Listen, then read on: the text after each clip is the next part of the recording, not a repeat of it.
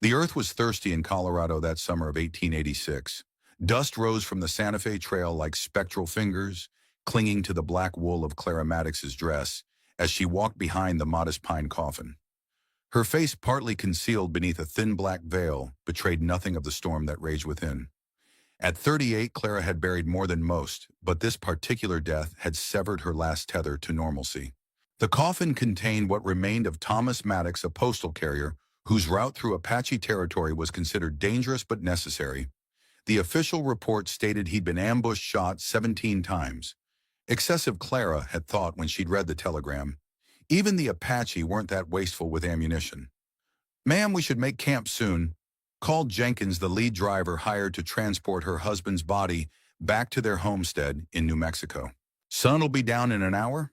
Clara nodded once, her eyes scanning the horizon with practiced precision. 3 ridgelines to the west, a dried creek bed to the south. In her former life, she would have noted 5 potential ambush points and 3 escape routes. Now she simply measured the fading daylight. "There's a clearing just beyond that bend," she said, her voice rough from disuse. "Fresh water nearby." Jenkins raised an eyebrow. "You've traveled this route before?" "No." But the lie came easily. Clara had traversed this trail dozens of times, but not as a widow in mourning. Back then, she'd worn Union blue and carried a Springfield rifle, not grief. That night, as the small party of 4 men and 1 woman settled around a modest fire, Clara sat apart, turning a simple gold wedding band in her fingers. Thomas had been good to her, kind, uncomplicated.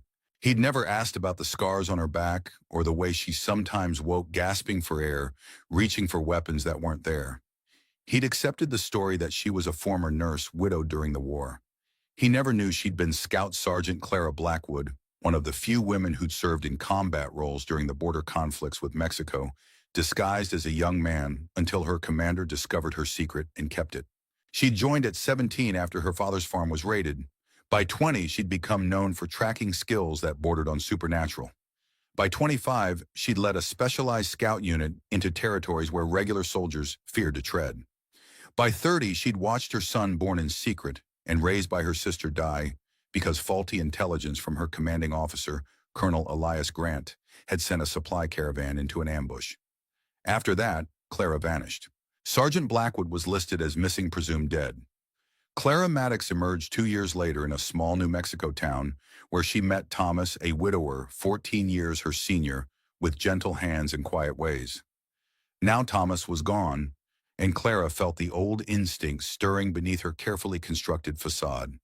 "Apache territory tomorrow," one of the drivers was saying. "Shouldn't be a problem so long as we stay alert." Clara's attention sharpened. Not Apache territory. Not anymore. The Army had pushed them further south 3 years ago. She opened her mouth to correct him, then stopped. Clara Maddox wouldn't know that. "Perhaps we should take a different route," she suggested, instead, her tone appropriately demure. "No need to worry, ma'am," Jenkins said with the patronizing smile men reserve for frightened women. "We're well armed. Besides, the most direct route means you can put your husband to rest that much sooner." Clara nodded, feigning gratitude. She'd seen that smile before on the faces of officers who'd underestimated her until they'd seen her return from missions others hadn't survived. Something wasn't right. The hired guards were too confident, Jenkins too insistent on the direct route. Clara counted their weapons: 2 rifles, 3 revolvers visible. More than necessary for a simple transport job. She excused herself and walked to the edge of their small camp, pretending to seek privacy for a moment of grief. Instead, she surveyed the terrain again. The direct route would take them through Serpent's Pass, a narrow ravine perfect for an ambush. A smarter path would be the high trail that added half a day but offered clear sightlines. Clara returned to her bedroll near the wagons, away from the men. As she arranged her modest belongings, her fingers brushed against the hidden pocket in her dress where she kept a small knife, the only weapon Thomas had ever known her to carry. "For cutting thread," she told him. Sleep came in fragments, as it always did. Dreams of gunfire and blood, of her son's face, of Thomas's gentle smile. She woke at first light before any of the men stirred. The second day passed in tense silence. Clara noted how Jenkins kept checking his pocket watch, how the youngest guard's eyes darted nervously to the ridgelines. By mid-afternoon, she knew with certainty they were riding into trouble. As the ravine of Serpent's Pass appeared in the distance, Clara made her decision. "Mr. Jenkins," she called from her position in the second wagon, "I'm feeling unwell. The heat, perhaps. Might we stop for a short while?" Jenkins barely concealed his annoyance. "Ma'am, we need to clear this pass before sundown. Not safe to camp in the ravine." "Just a few minutes, please." She pressed, manufacturing a tremor in her voice. "I fear I might be ill." With obvious reluctance, Jenkins signaled the drivers to halt. Clara climbed down, steadying herself against the wagon as if dizzy. She walked several paces away behind a large boulder and knelt as if overcome. From this position, she could see what the drivers could not: dust rising from behind the ridge to the North Riders, moving fast parallel to their position. They would reach the far end of the pass just as the wagons entered. Clara's heartbeat steadied, the familiar calm of combat settling over her. She had perhaps 15 minutes.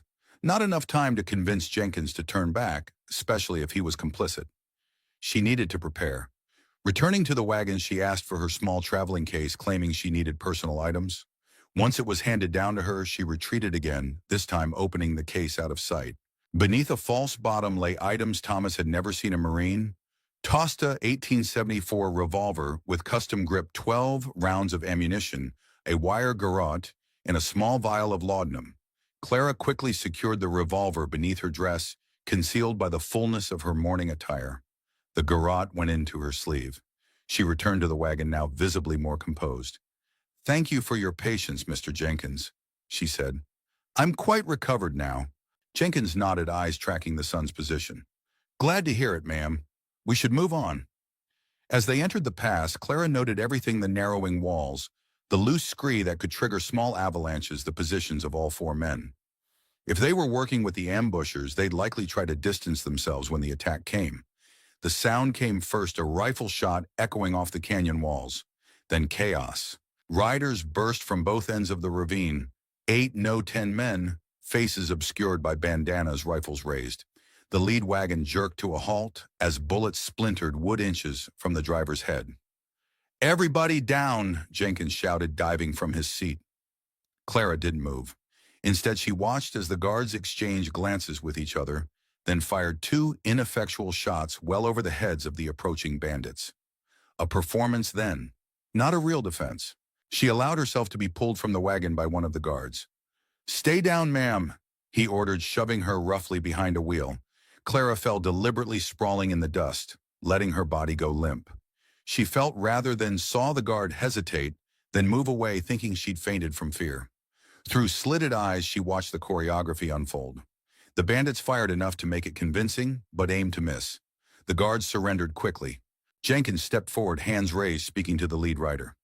"We've done our part," he was saying. "She's by the second wagon. Probably passed out from fright." The leader, a tall man with ice blue eyes visible above his bandana, dismounted. "Search her. Make sure she's not armed." 2 bandits approached Clara's prone form. She made a split-second decision, reaching for the vial of laudanum. A small amount on her lips, her breath deliberately shallow, it would buy her time. Rough hands rolled her over, patted her down. The dress's design concealed the revolver, but just barely. One of the men found her small knife. "Just this," he reported, holding it up. "Check her pulse," the leader ordered. Clara slowed her breathing further as fingers pressed against her neck. "She's alive, just out cold." "Finish it then, make it look right." Clara fought to remain still as a revolver pressed against her side. The report was deafening, the pain immediate and searing as the bullet grazed her ribs. Blood bloomed across her black dress, nearly invisible against the dark fabric. "She's done," the man said, standing. "Wagon's all yours, Vaughn." Clara lay motionless, focusing on the pain to stay conscious. Through blood loss and encroaching shock, she watched as they dragged Thomas's coffin from the wagon, laughing as they pried it open. One spat on the body inside. "Told you it was him," Jenkins said to the leader, Vaughn. "Had to be sure," Vaughn replied, his voice coldly efficient. "Boss wants confirmation." Clara committed his voice to memory along with every face she could see. "What about her?" one of the other bandits asked, gesturing toward Clara. "Leave her," Vaughn ordered. "Animals will finish her by morning." The bandits ransacked the wagons, taking supplies and valuables. They herded the drivers and guards away at gunpoint, though Clara noted there was none of the fear expected from captives. Accomplices, all of them. Only when the sounds of horses and men had faded completely did Clara allow herself to move. The pain was breathtaking, but the bullet had only grazed her side, tearing flesh, but breaking no bones. She'd suffered worse. Night fell as she dragged herself to the abandoned wagon. The bandits had taken everything useful water-food weapons. They'd left Thomas's body, though sprawled undignified beside his broken coffin. "I'm sorry," she whispered, kneeling beside him. With trembling hands, she arranged his limbs, closed his eyes, and covered him with his own suit jacket. Clara worked methodically through the night, fighting pain and blood loss. First, she tore strips from her petticoat for bandages, packing the wound as she'd been taught in field hospitals. Next, she searched every inch of the abandoned wagons. A forgotten canteen with an inch of water, a box of matches, a broken harness that could be repurposed. By dawn, she had fashioned a crude shelter by draping the wagon canvas over a rocky outcropping. Her side throbbed with each heartbeat, but the bleeding had slowed. She'd buried Thomas as best she could with a makeshift shovel crafted from wagon debris. It wasn't deep enough to keep scavengers away for long, but it was the best she could manage. Clara stared at the mound of stones marking his grave, something cold and terrible taking shape in her heart. She'd left that life behind, the killing, the calculated violence. She'd promised Thomas, had promised herself. But Thomas was dead, and his killers were riding free. With methodical precision born of years of training, Clara slaughtered one of the abandoned horses. The animal had been hamstrung by the bandits and left to die slowly. Clara's knife was mercy. From the carcass, she harvested what she needed: sinew for cordage bones, for tools, hide for water carrying. By midday, she had constructed a bow from a flexible wagon slat and horsehair. The old skills returned with frightening ease, muscle memory, untouched by 7 years of civilian life. Arrow shafts from straight branches, fletchings from the feathers of a carrion bird, a water skin from the horse's bladder. As the sun climbed higher, Clara stood atop the ravine, surveying the land below. Hoofprints led northwest toward the mountains, at least 10 riders moving unhurried. Confident. Her side burned with infection beginning to set in, but Clara had endured septic wounds before. She knew the plants that would help desert sage to pack the wound, yucca root to chew for pain. She fashioned a travois to drag her meager supplies and began walking. That night, Clara dreamed of her son. William had his father's eyes, a man Clara had loved briefly during the war, dead before the boy's birth. William had been 5 when he died, caught in the crossfire of an ambush meant for the supply caravan Colonel Grant had rerouted without warning the escorting soldiers. In her dream, William asked why she'd never returned for him, why she'd left him in her sister's care while she went back to war. Clara woke gasping, the familiar guilt like a stone in her throat. By the 3rd day of tracking, Clara had fallen into the rhythm of her former life. 10 miles before noon, rest during the hottest hours, 10 more miles before making camp at dusk. The bandits were moving toward an abandoned mining settlement, according to the tracks. They weren't bothering to conceal their trail, another sign of confidence or arrogance. On the 4th day, she found their first camp. They'd left in a hurry that morning, leaving embers still warm. Clara scavenged what she could: a discarded knife better than her own, a half-empty bottle of whiskey useful for disinfecting her wound, a crumpled sheet of paper burned at one edge. She carefully smoothed the paper, revealing part of a map with annotations in a neat military hand. One location was circled Devil's Backbone, an old army outpost that had been decommissioned after the border was redrawn. Clara knew it well. She'd trained there, had led missions from its fortified walls. So this was no random attack, no opportunistic banditry. Someone with military connections wanted Thomas dead, or rather wanted confirmation that Thomas was dead, and they'd chosen Devil's Backbone as their rendezvous point. Clara's blood ran cold as the implication hit her. Thomas hadn't been the target at all. She had. Someone knew who she really was, knew about her past, knew she'd married a postal carrier named Thomas Maddox. She thought of how the bandits had opened Thomas's coffin, as if confirming the identity of the corpse. Had they been expecting to find her? Had Thomas died because someone thought he was harboring Scout Sergeant Clara Blackwood? That night, Clara allowed herself one moment of weakness.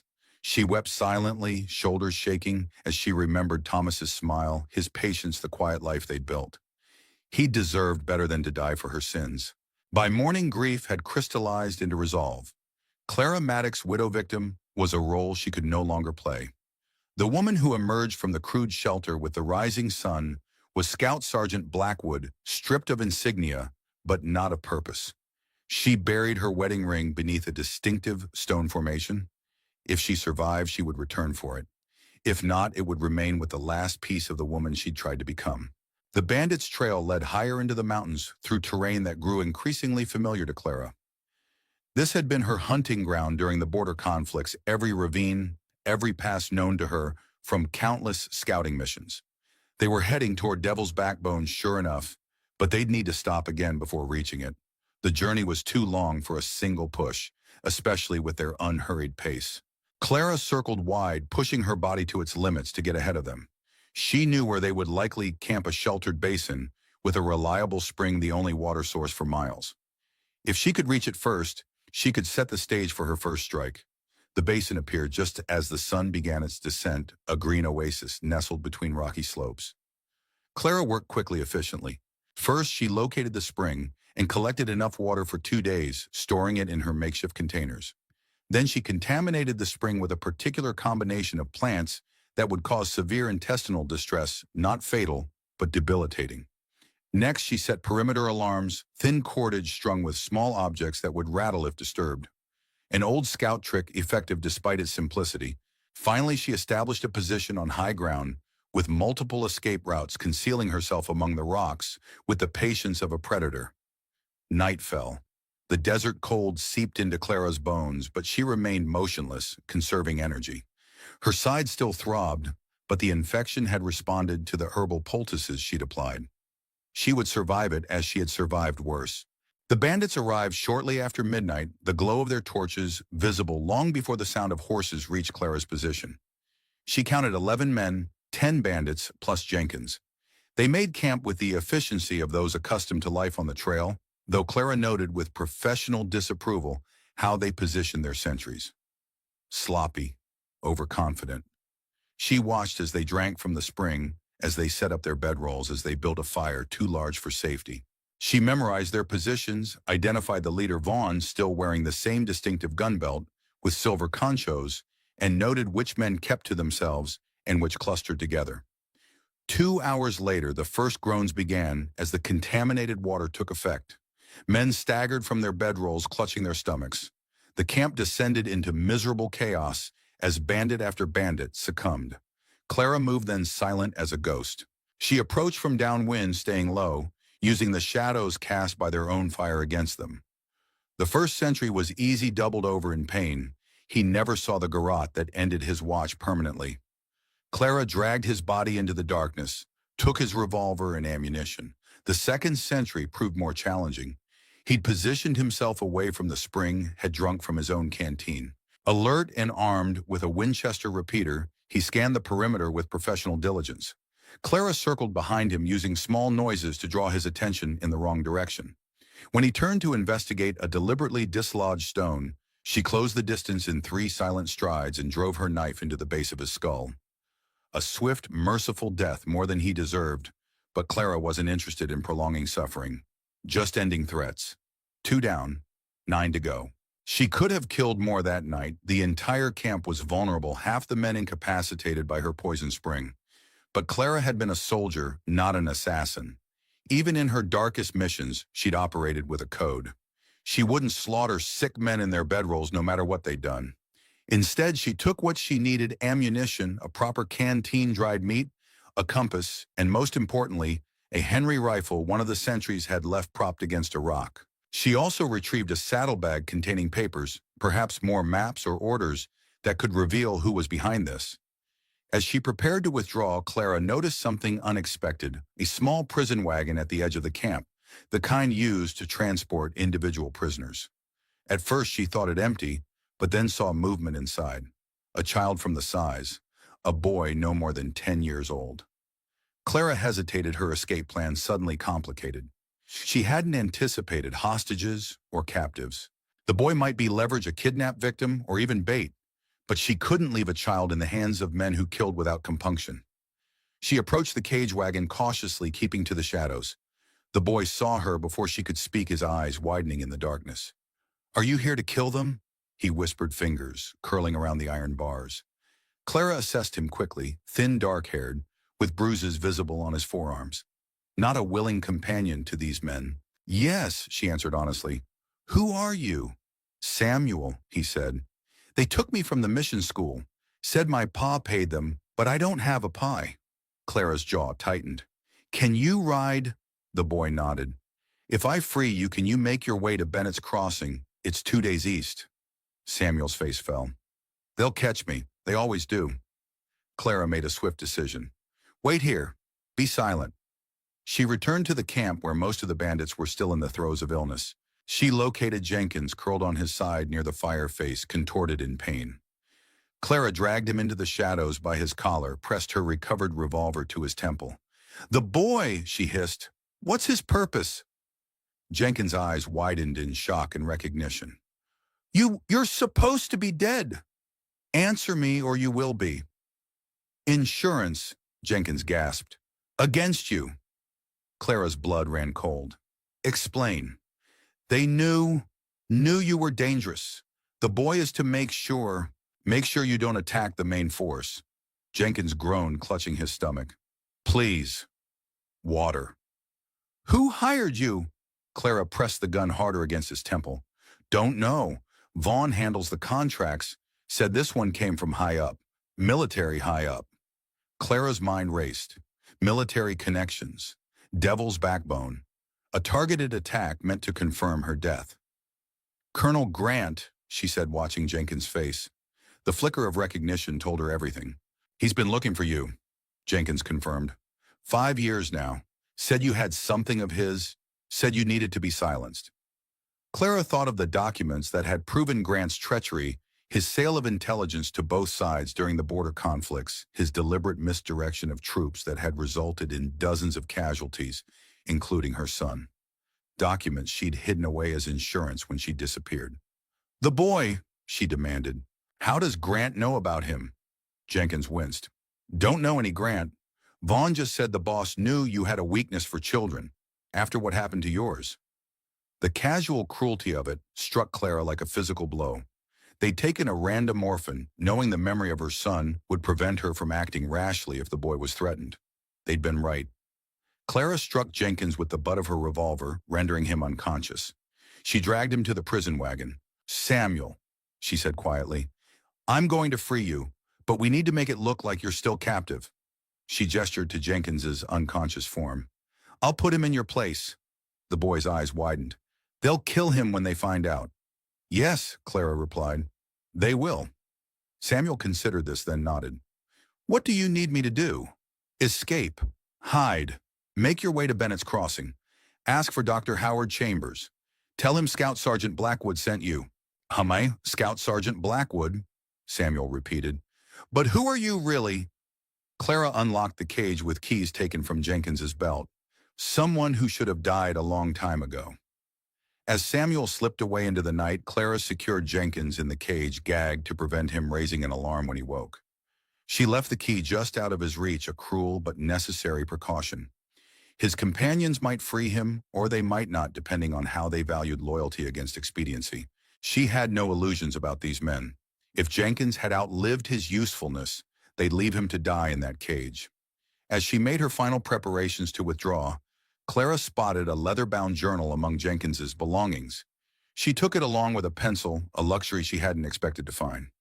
In the pre-dawn hours, safely hidden in a cave 2 miles from the bandits' camp, Clara examined her spoils by the light of a tiny shielded candle. The journal contained detailed notes, routes, payments, contacts. Jenkins had been thorough in his record-keeping, a fact that would now serve Clara's purpose. On the final page, she found what she sought: confirmation that Colonel Elias Grant was indeed behind the ambush, though Jenkins had only ever dealt with intermediaries. The ultimate goal was retrieval of documents Clara had hidden, proving Grant's treasonous activities during the border conflicts. Clara tore out the relevant pages and tucked them into her boot. Then she opened to a fresh page and began to write. Thomas, she began, I failed to protect you in life. I will not fail in death. Each man who had a hand in your murder will answer for it. And when they are gone, perhaps I can join you with some measure of honor restored. Forgive me for returning to the person I once was. There is no other way. As dawn broke over the mountain, Clara closed the journal and concealed it beneath a distinctive rock formation. If she fell, someone might find it, might understand why she had done what she must do. The bandits would be recovering from their night of misery. They would find their two comrades dead, Jenkins imprisoned, the boy gone. They would know they were being hunted. Good. Let them feel what it was to be prey. Clara checked her weapons, adjusted the makeshift bandage on her side, and began moving north. The next phase would require more than improvised tools and desperate measures. She needed proper supplies, and she knew exactly where to find them. 10 miles away stood Copper Springs, once a thriving mining town, now little more than a dusty outpost serving travelers along the old military road. And in Copper Springs was someone who knew Clara Blackwood well, someone who owed her a debt, someone who might still have access to the weapons and information she would need to take on Elias Grant and his mercenaries. As Clara crested the ridge overlooking the bandits' camp, she paused for one final look. In the growing light, she could see figures moving frantically, could imagine their confusion and fear. She felt a grim satisfaction, but no pleasure. This wasn't vengeance, not yet, just preparation. "I'm coming for you, Elias," she whispered to the wind. "For Thomas. For William. For all of us you sacrificed." Then she turned away, became one with the landscape, a ghost on the hunt. Copper Springs wheezed like a dying man. Once a bustling mining settlement, it had contracted to a handful of weathered buildings that leaned against each other as if for support. A general store, a saloon, a livery stable, and the squat fortified structure that had once served as a field hospital during the border conflicts. Clara approached cautiously, using the terrain to remain hidden until she reached the outskirts. She'd abandoned her tattered morning dress days ago, fashioning more practical attire from the clothing she'd taken from the dead bandits. With her hair cropped short and her face weathered by sun and hardship, she doubted anyone would connect her to the widow who had passed through the region with her husband's coffin. No one except Esther Campbell. The former Army nurse had known Clara during her service years, had saved her life twice, and kept her secrets more times than Clara could count. After the wars, Esther had settled in Copper Springs, turning the decommissioned field hospital into a clinic serving the scattered population of the territory. Clara circled the town, noting the few horses tied outside the saloon, the lack of activity at the livery. Mid-afternoon meant most residents would be indoors, sheltering from the punishing sun. Good. Fewer eyes to mark her passage. She approached the clinic from behind, scaling the low wall that enclosed a small garden of medicinal herbs. A clothesline stretched from the building to a gnarled mesquite tree sheets flapping in the hot breeze. Clara ducked beneath them, reached the back door, and paused, listening. Nothing but the creak of the building settling in the heat. She knocked softly, 3 short taps, a pause, 2 more. Their old signal. The door opened almost immediately, revealing a tall woman in her 50s, iron gray hair pulled back in a severe bun. Esther Campbell's face showed no surprise, only a weary resignation. "Took you long enough," she said, stepping aside to let Clara enter. "I heard about the ambush 3 days ago." Clara moved past her into the dim interior. "Word travels fast." "Riders came through asking questions. Described a woman matching your description. Said she'd killed 2 men and kidnapped a child. The boy escaped. I helped." Clara surveyed the room, part living quarters, part medical office. "The men deserved killing." Esther closed and bolted the door. "Still direct, I see." She gestured toward a chair. "Sit before you fall. You're favoring your right side." Clara complied, lowering herself gingerly. "Bullet graze. Started to fester, but I found shepherd's purse and yarrow." "Let me see." "Foe." There was no arguing with Esther when she used that tone. Clara unwrapped the crude bandage, revealing an angry red wound along her ribs. Esther clicked her tongue. "Not your finest field medicine." She moved to a cabinet, retrieving bandages and tinctures. "Why are you here, Clara? After all these years of hiding, why resurface now?" "Thomas is dead." "I know, I'm sorry." Esther began cleaning the wound with practiced efficiency. "He seemed like a good man the few times you brought him through town." Clara winced as antiseptic bit into raw flesh. "He was. Better than I deserved. And now you're hunting the men who killed him." "It wasn't a question. I'm hunting Elias Grant." Esther's hands stilled for a moment. "Colonel Grant, he's a general now, based at Fort Concho. He's a traitor who sold intelligence to the enemy. Got my son killed. Dozens of others. Clara met Esther's gaze directly. He orchestrated Thomas's death to flush me out, to silence me permanently. Because you have proof of his treachery. Yes. Esther resumed her ministrations, wrapping Clara's torso with fresh bandages. So this isn't just about Thomas. It's about all of it. Everything I've lost. Everyone Grant has sacrificed for his ambitions. Clara's voice hardened. I walked away once. Left it all behind. He could have let me be. Men like Grant don't leave loose ends. Esther secured the bandage, especially ones that could end their careers or worse. That's why I need your help, one last time. Esther wiped her hands on a cloth, her expression unreadable. What exactly do you need? Weapons, ammunition, information about Grant's movements. Clara leaned forward. And access to the old supply cache we maintained here. Kumaranon. During the border conflicts, Clara's scout unit had established hidden caches throughout the territory, weapons, medicine, and other necessities for when they operated behind enemy lines. The largest had been beneath the Copper Springs Field Hospital, accessible through a concealed trap door in the storage room. Esther hesitated, something flashing in her eyes that Clara couldn't quite interpret. That cache was emptied years ago. Official order from Fort Concho. Everything. Nearly everything. I kept a few items. For emergencies. Esther seemed to come to a decision. Come with me. She led Clara through the clinic to a small storeroom lined with shelves of medical supplies. Kneeling, Esther pulled aside a worn rug, revealing a trap door set into the plank floor. It opened silently on well-oiled hinges.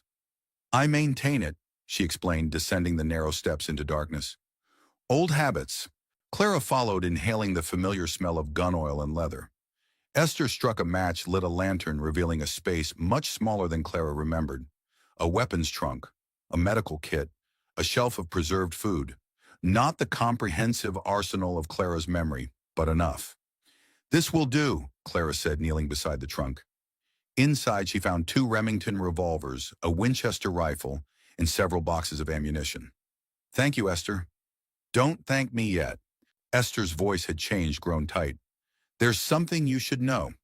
Clara looked up sharply, hand instinctively moving toward one of the revolvers. What? Grant knows you're alive. Has known for years. Esther wouldn't meet her eyes. He sent men to verify Thomas's death, but it was just confirmation of what he already suspected. How could he know? Clara stood slowly, suspicion blooming like her infected wound. I was careful. Changed my name. Moved territories. He had informants everywhere. Looking for a woman with your particular skills. Esther finally looked at her eyes haunted. I told him you were alive 3 years ago. The betrayal hit Clara like a physical blow. You what? My son Daniel.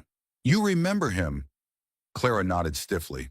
Daniel Campbell had been 16 when Clara last saw him, a bright, promising boy Esther had raised alone after her husband died in the same campaign that had revealed Clara's identity. He's sick.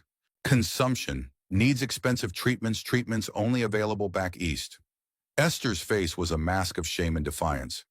Grant approached me personally, said he'd heard rumors I might know your whereabouts. Offered money enough for Daniel's care if I'd confirm you were alive. So you sold me. Clara's voice was ice. I told him you'd married a postal carrier named Maddox, that you lived quietly, that you had no interest in exposing his past crimes. Esther spread her hands. He promised he'd leave you alone if you remained silent. I believed him. Clara laughed a harsh, brittle sound. And you call yourself intelligent. She gestured upward toward the world above. Thomas is dead because you trusted a snake. I know. Tears spilled down Esther's weathered cheeks. When I heard about the ambush, I knew. He never intended to let you live. Clara turned away, trying to master the rage that threatened to consume her.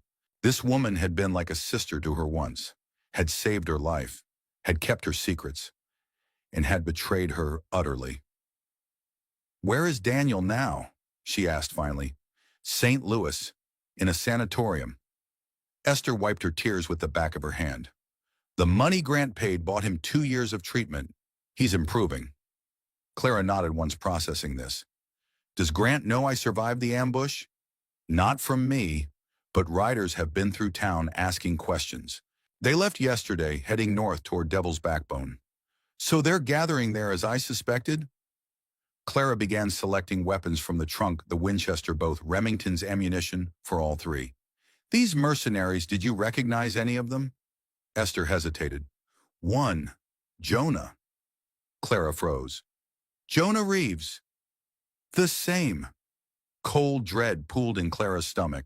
Jonah Reeves had been part of her scout unit, a tracker nearly as skilled as she was, with a perfect memory for terrain and a talent for silent killing. He'd also been unstable, prone to excessive violence. Clara had requested his transfer after finding him mutilating the bodies of enemies they'd ambushed. He should be dead, Clara said. Last I heard, he'd been court-martialed for killing a superior officer. Escaped before they could hang him. Became a bounty hunter. Esther shook her head. He's dangerous, Clara. Worse than before. I'm counting on it. Clara continued gathering supplies, a hunting knife wire for snares, waterproof matches. Jonah was always predictable in his unpredictability. Makes him easier to manipulate. You can't fight them all, Clara. Grant has resources men at his command. I don't plan to fight them all at once. Clara examined a stick of dynamite she'd found in the trunk, nodded in satisfaction. I'll dismantle his operation piece by piece. Make him watch as everything he's built crumbles. Then when he's alone and desperate, I'll confront him. And then, Clara met Esther's gaze, then I'll decide whether to kill him or let the law have him. The law won't touch a general without overwhelming evidence. I have evidence. Hidden where no one will find it unless I don't return. Clara closed the weapons trunk, which brings me to the next thing I need from you. Name it. If I don't come back within 2 weeks, I need you to retrieve something for me. Clara described the location of the journal she'd hidden the rock formation that marked it. Inside is my account of Grant's treachery, along with references to where the supporting documents are hidden. Take it to Judge Williams in Santa Fe. He'll know what to do. Esther nodded solemnly. And if you do come back, then I'll deliver it myself with Grant in chains beside me. Clara gathered her chosen supplies into a saddlebag. I need one more thing, a horse. Take mine. Bay mare behind the clinic. She's strong and sure-footed in mountain terrain. Thank you. Clara hesitated, the betrayal still a raw wound between them. Why are you helping me now after what you did? Esther's face crumpled. Because I owe you this much at least. Because my son's life doesn't outweigh the others that were lost. And because Grant lied to me, promised he only wanted to confirm you weren't a threat. He won't stop with me, Clara warned. Once I'm gone, you're a loose end too. I know. Esther reached into a pocket, withdrew a small key. That's why I've made arrangements. Daniel is almost recovered. Once he's strong enough, we're leaving. Heading to California. She pressed the key into Clara's hand. This opens a lockbox at the Wells Fargo office in Santa Fe. Inside is money, my savings, plus what remains of Grant's blood money. Use it if you need to. Clara closed her fingers around the key, nodded once. If I succeed, Grant will face justice. If you fail, I'll make sure the truth comes out. For Thomas, for your son, for all of them. Clara gathered her supplies and followed Esther back up the stairs. They moved through the clinic in silence, the weight of history and betrayal heavy between them. At the back door, Esther handed Clara a package wrapped in oilcloth. Food for the journey? Medicine for your wound? Clara took it with a nod. 2 weeks, Esther. If I haven't returned by then, assume I've failed. Clara, Esther's voice broke. I'm sorry for all of it. So am I. Clara stepped through the door into the hard afternoon light. Tell Daniel I wish him well. Without looking back, she moved through the garden to where Esther's mare was tethered. The horse regarded her with intelligent eyes, nostrils flaring slightly at the unfamiliar scent. Clara offered her palm, let the animal catch her scent, then checked the saddle and bridle with practiced hands. As she mounted, Clara scanned the town once more. Still quiet, no sign her presence had been noted. She turned the horse north toward the mountains, toward Devil's Backbone, toward the reckoning that had been 7 years in the making.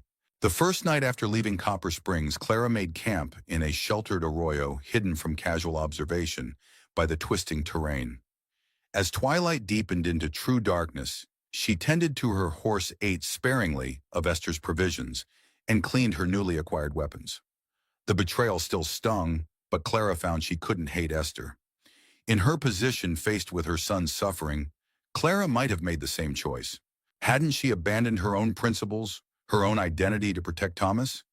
Hadn't she killed without hesitation when he was taken from her? Love made traitors of them all in the end. Clara unfolded the map she'd found among Jenkins's belongings, studied it by lantern light. Devil's Backbone lay 2 days' ride to the north, assuming good weather and no pursuit. The old military outpost occupied a commanding position atop a ridge, with sightlines extending for miles in all directions. A frontal assault would be suicide, but Clara had never favored frontal assaults. She traced alternate routes with her finger game trails, dried creek beds, narrow ravines. Approaches that wouldn't appear on standard military maps. She knew that terrain intimately, had spent years traversing it as part of her scouting duties. If Grant had chosen Devil's Backbone as his base, he'd done so confident in its defensive advantages. Advantages that meant nothing against someone who knew the land as Clara did. She folded the map and extinguished the lantern. Sleep came in fragments, as it always did, combat instincts too deeply ingrained to allow true rest in hostile territory. Each sound, each shift in the wind, brought her to wakefulness, hand moving automatically to the Remington beside her bedroll. Dawn found her already mounted, moving through the landscape like a shadow. She kept to low ground, using the terrain to remain hidden from any watchers on the ridgelines. The mare proved as sure-footed as Esther had promised, navigating the rocky terrain without complaint. By mid-morning, Clara spotted the first scout, a lone rider on a distant rise rifle across his saddle, scanning the approaches to Devil's Backbone. She noted his position, avoided his line of sight. Amateur. A proper perimeter would have pairs of scouts, not isolated sentries. Unless this one was simply bait, meant to be spotted, meant to draw her into a trap. Clara diverted course, cutting west through a series of shallow canyons. If Grant had established a proper defensive perimeter, she would find its edges, probe for weaknesses. She found the patrol near noon, 3 riders moving in a loose formation along a ridge, checking washes and ravines methodically. More professional than the lone scout. Clara observed them from concealment, noting their weapons, their level of alertness. Not Vaughn's bandits. These men moved with military precision, maintained proper spacing, kept their weapons ready. Soldiers or former soldiers. Grant was upgrading his security, which meant he knew she was coming. Clara retreated, found another route. No direct confrontation, not yet. First, she needed to understand the full scope of what she faced. By late afternoon, she'd identified 3 patrol routes, 2 fixed observation posts, and a supply line running southeast toward Fort Concho. Grant had established a surprisingly robust operation at Devil's Backbone, far more than would be needed to deal with one vengeful widow. Something larger was at stake, something that would justify a general risking his reputation by occupying an abandoned outpost with what appeared to be private mercenaries, supplemented by actual soldiers. As dusk approached, Clara found a vantage point that offered a clear view of Devil's Backbone itself. The outpost stood silhouetted against the darkening skylights, winking from windows that had been dark for years. Through her field glass, she could make out figures moving on the walls, the glint of rifle barrels in the last rays of sunlight. At least 20 men, possibly more, inside the structures. Too many for her to eliminate alone, even with surprise on her side. She would need to thin their numbers, divide their attention. Lowering the glass, Clara considered her options. A direct assault was impossible. Infiltration unlikely given the observers on the walls. But if she could draw out smaller groups, engage them on her terms. A plan began to take shape. Not elegant, but practical. Grant expected her to come for him, expected a frontal attack driven by rage and grief. She would give him something else entirely. Clara made camp well away from her observation point in a narrow fissure that offered protection from the wind and concealment from searchers. As she prepared a cold meal, she heard the distant whinny of a horse, quickly stifled. She wasn't alone. Moving silently, Clara extinguished her small fire, gathered her weapons. The sound had come from the east, perhaps 300 yards distant, downwind, which meant whoever was out there hadn't caught her scent or her horses. Using the deepening shadows for cover, Clara worked her way toward the source of the sound. The terrain was treacherous in the darkness, loose scree threatening to betray her position with every step. She moved slowly, testing each foothold, rifle ready. The rider had made camp in a small depression, a natural hollow that offered limited protection from observation. A tactical choice, but not an inspired one. Clara approached from above, using an outcropping of rock for concealment. In the faint starlight, she could make out the figure of a man tending a tiny, carefully shielded fire. His horse was picketed nearby, a sturdy Mustang that shifted nervously, perhaps sensing Clara's presence. She studied the man, noted the carbine leaning against a saddle, the revolver at his hip. His movements were efficient, practiced, a man accustomed to life in wild country. Not one of the military patrols she'd observed earlier. A scout, perhaps, or a bounty hunter. Clara had a clear shot from her position. One bullet and this potential threat would be eliminated. But a gunshot would carry in the still night air, might alert others nearby. And she needed information more than she needed another dead body on her conscience. She circled the camp, approaching from the direction the horse was facing. Animals were better sentries than humans, the Mustang would detect. Her scent would alert its master. Clara counted on this, used it. As expected, the horse's head came up, nostrils flaring. It sidestepped nervously, tugging at its picket. The man stood alert instantly. "Easy, boy," he murmured to the horse, hand dropping to his revolver.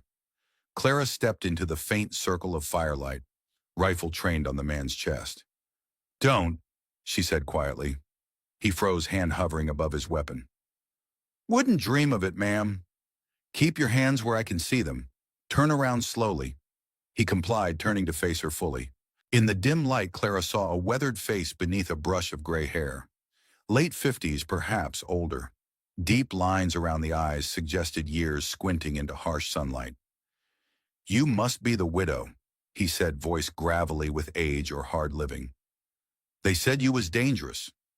"They were right." Clara kept the rifle steady. "Who are you?" "Name's Murchison, tracker." "Who hired you, Murchison?" A slight hesitation. "Man who calls himself Vaughn. Paid good money to find one Clara Maddox, formerly known as—" "I know who I was," Clara interrupted. "You're working for Elias Grant." Murchison shrugged. "Don't know no Grant. Vaughn pays my fee, gives me a description I track. Simple business. And when you find me, then what? Signal the nearest patrol. They handle the rest." Murchison's eyes never left the rifle. "That was the arrangement." "How did you find me?" "Been following your trail since Copper Springs." "You're good, ma'am, but you're leaving signs. Broken twigs, disturbed stones."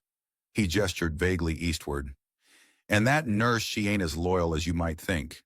Told me which way you was headed soon as I showed her the color of my money." Clara's stomach clenched. Esther betraying her again. Or perhaps being strategic, sending Murchison in the wrong direction, buying Clara time. "Did she now?" Clara said flatly. "Also mentioned you used to be quite the scout. Said I should watch my back." Murchison allowed himself a tight smile. "Seems she was right about that at least." "How many others are looking for me?" "Don't rightly know. I work alone." Clara studied him, weighing his words against his demeanor. He seemed to be telling the truth, or at least what he believed to be the truth. "The boy," she said. "The one they had in the cage. Where is he?" Murchison's brow furrowed. "What boy?" "Samuel. From the mission school." "Lady, I don't know nothing about no boy or no cage. I was hired 3 days ago in Copper Springs. Anything before that ain't my business." Clara considered this. If Murchison didn't know about Samuel, perhaps the boy had indeed escaped, had made it to Bennett's Crossing as she'd instructed. Or perhaps he'd been recaptured by another group, was being held at Devil's Backbone even now. "Vaughn," she said. "Describe him." "Tall fella, blue eyes. Dresses better than most in these parts. Carries a Colt Navy with pearl grips. Man who enjoys killing, if you take my meaning." The description matched the leader of the ambush party. Clara nodded slightly. "I'm going to make you an offer, Murchison," she said. "One chance only." "I'm listening." "Ride away tonight. Keep riding until you're out of the territory. Tell anyone who asks that you lost my trail." She tightened her grip on the rifle. "Do that and you live." Murchison considered this, eyes calculating. "And if I refuse, then I bury you here and your horse gets a new owner." He nodded slowly. "Seems a fair offer. But I got a counter." "I'm not negotiating." "Hear me out, ma'am. I've been tracking 40 years. Ain't never lost a quarry yet. My reputation means something." Murchison gestured to his meager camp. "I can help you more alive than dead." Clara's finger tightened on the trigger. "Explain." "I know where the patrols are. Know their schedules. Know the passwords they use. Could be useful to someone planning what you're planning. And why would you betray your employer? Business is business. Vaughn paid half up front, half on delivery. Way I see it, that first half is earned. Already I found you. Murchison shrugged again. Question is who pays better for the second half, Vaughn or you? Clara almost laughed at the man's pragmatism. I don't have much money. Didn't figure you did, but you got something better. He nodded toward her rifle. You got a chance at surviving this mess. I'd like a piece of that chance. You're suggesting an alliance. Call it what you want. I call it improving my odds. Murchison spread his hands. Way I figure it, Vaughn's men catch you. They got no more need for an old tracker. Might even see me as a liability, knowing what I know. Clara considered his words. He wasn't wrong. Men like Vaughn rarely left loose ends, and an experienced tracker who knew the patrol routes could be invaluable, if he could be trusted. Why should I believe you won't signal the nearest patrol the moment I lower this rifle? Because I'd be dead before their dust appeared on the horizon, and we both know it. Murchison met her gaze steadily. I'm old man, but I ain't stupid. I can recognize when the winds have shifted. Clara made her decision. Your weapons. Unload them. Now. Murchison complied without protest, removing the cylinder from his revolver, ejecting the shells from his carbine. Ammunition in your saddlebags, too, Clara directed. He retrieved several boxes of shells, placed them on the ground. Now back away, over there. She gestured with the rifle barrel. When Murchison had retreated to a safe distance, Clara gathered his ammunition, secured it in her own saddlebags. She left his weapons unloaded, but within reach a calculated risk. If he truly meant to ally with her, he would need to defend himself eventually. Here's how this works, she said, lowering her rifle slightly. You tell me everything you know about Grant's operation, patrol routes, passwords, numbers. I verify what I can. If your information proves accurate, you get your ammunition back and we discuss next steps. If not, she left the threat unspoken. Murchison nodded. Fair enough, though I still don't know no Grant. Vaughn's the only name I got. Tell me about Vaughn then. Everything. Short of term. As the night deepened around them, Murchison laid out what he knew: 12-man patrols operating in a 5-mile radius of Devil's Backbone. Passwords changing daily based on a system of playing cards. Supply wagons arriving every third day from Fort Concho under military escort. Most valuable of all, he confirmed what Clara had already suspected: General Elias Grant himself was expected to arrive at Devil's Backbone within the week, ostensibly for an inspection tour, but actually to oversee some operation Murchison wasn't privy to. They're bringing in crates, Murchison said. Heavy ones. Takes 4 men to carry each. Whatever's inside, they handle it careful like. Weapons, Clara suggested. Maybe. Or something else valuable. Guards double when those wagons come through. Clara thought of the border conflicts of the intelligence Grant had sold to both sides. Perhaps he was still in the business of betrayal, using Devil's Backbone as a base for operations too illegal to conduct at Fort Concho. These crates, she pressed, where do they store them? Underground. Old powder magazine beneath the main building. Only Vaughn and a couple others allowed down there. Clara nodded, adding this to her mental map of the outpost. The powder magazine had been expanded during her time at Devil's Backbone, converted to secure storage for sensitive documents and equipment.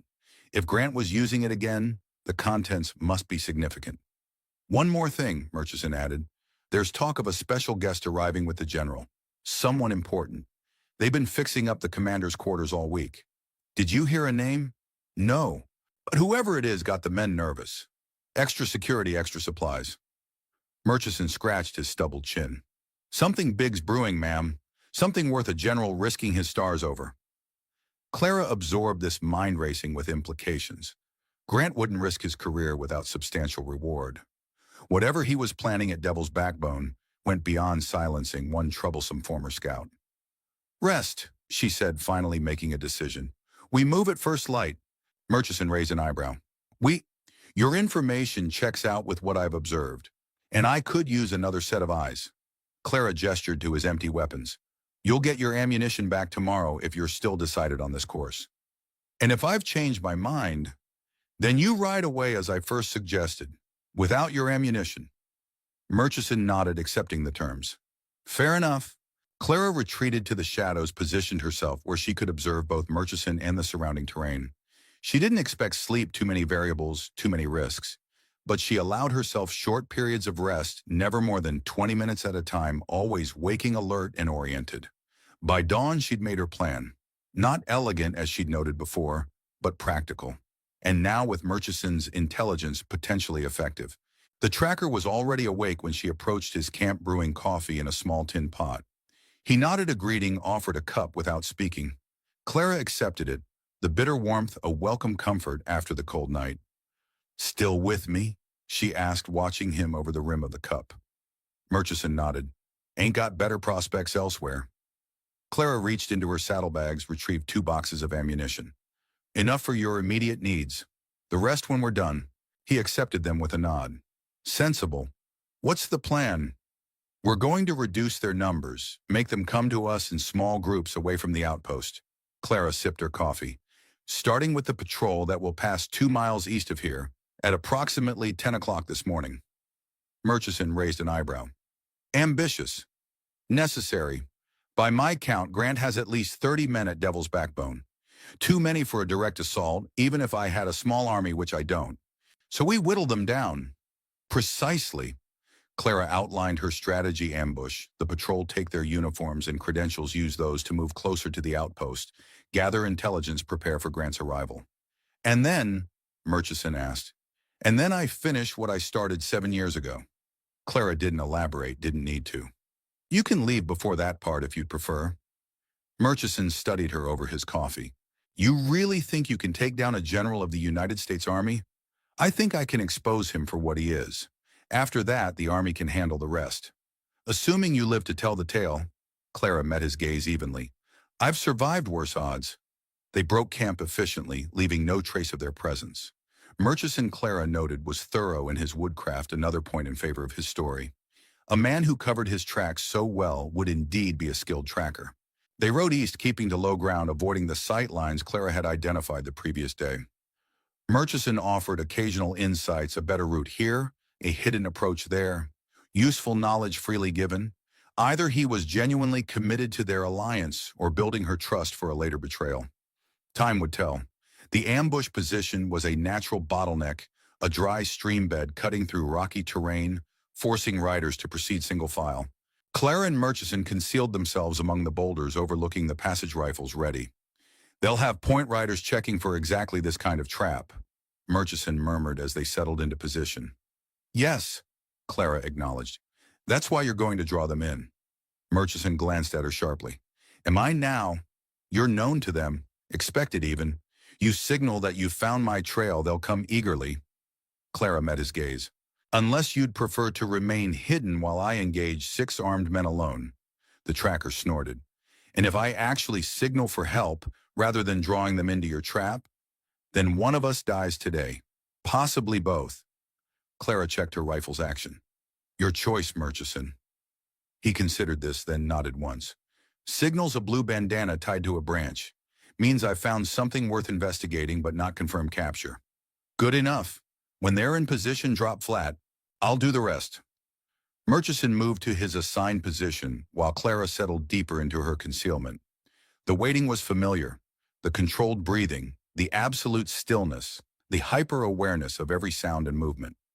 She'd spent countless hours like this during the border conflicts, hunting or being hunted. The patrol appeared on schedule, 6 riders moving at a steady walk along the trail below. As Murchison had predicted, 2 rode ahead, as scouts checking the terrain, alert for threats. The main group followed at a distance, rifles ready but not aimed. Clara watched through her field glass as Murchison made himself visible to the lead riders, waving the blue bandana. They approached cautiously, hands near weapons. Words were exchanged that Clara couldn't hear. Murchison gestured toward the stream bed, toward where Clara was hidden. One rider dispatched back to the main group. A brief conference. Then, as Clara had hoped, 4 of the 6 dismounted, handed their reins to the remaining 2, and began advancing on foot, following Murchison into the stream bed. Perfect. The odds were improving already. Clara tracked the approaching men through her rifle sight. Standard military formation, but sloppy execution. They were bunched too closely, moving too confidently. They expected an unarmed widow, perhaps, or a clean surrender. They would receive neither. As the 4 men reached the narrowest part of the stream bed directly beneath Clara's position, Murchison dropped flat, as instructed. Clara took a deep breath, held it, squeezed the trigger. The first man fell without a sound. A neat hole punched through his forehead.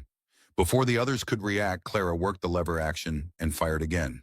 Second man down, clutching a throat, suddenly spouting blood. The remaining two scattered, seeking cover among the boulders. One fired wildly in Clara's direction, bullets whining off stone several feet from her position. Amateur. He'd fired at movement, not a confirmed target.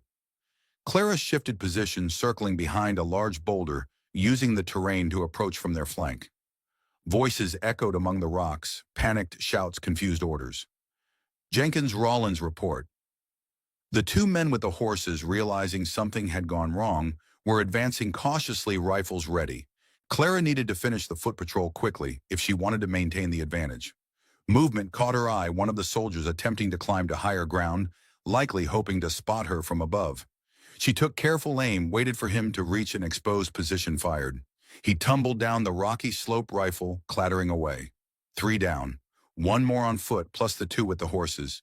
Clara circled again, silent as a ghost among the rocks. Where was the 4th man? A scuff of boot on stone behind her. Clara dropped and rolled as a rifle barked, the bullet passing through the space she'd occupied a moment before.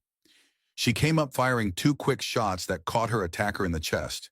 He staggered backward, rifle dropping from nerveless fingers, and collapsed against a boulder. 4 down. 2 to go. The remaining riders had taken cover behind their horses, using the animals as shields. A coward's tactic, but effective. Clara wouldn't shoot an innocent horse, and they knew it. "Murchison," one of them called. "You old bastard, where are you?" Silence answered him. Clara smiled grimly.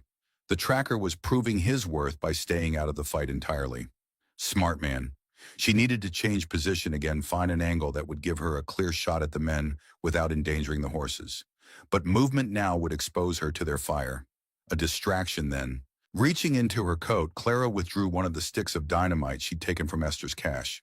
A dangerous solution, but an effective one.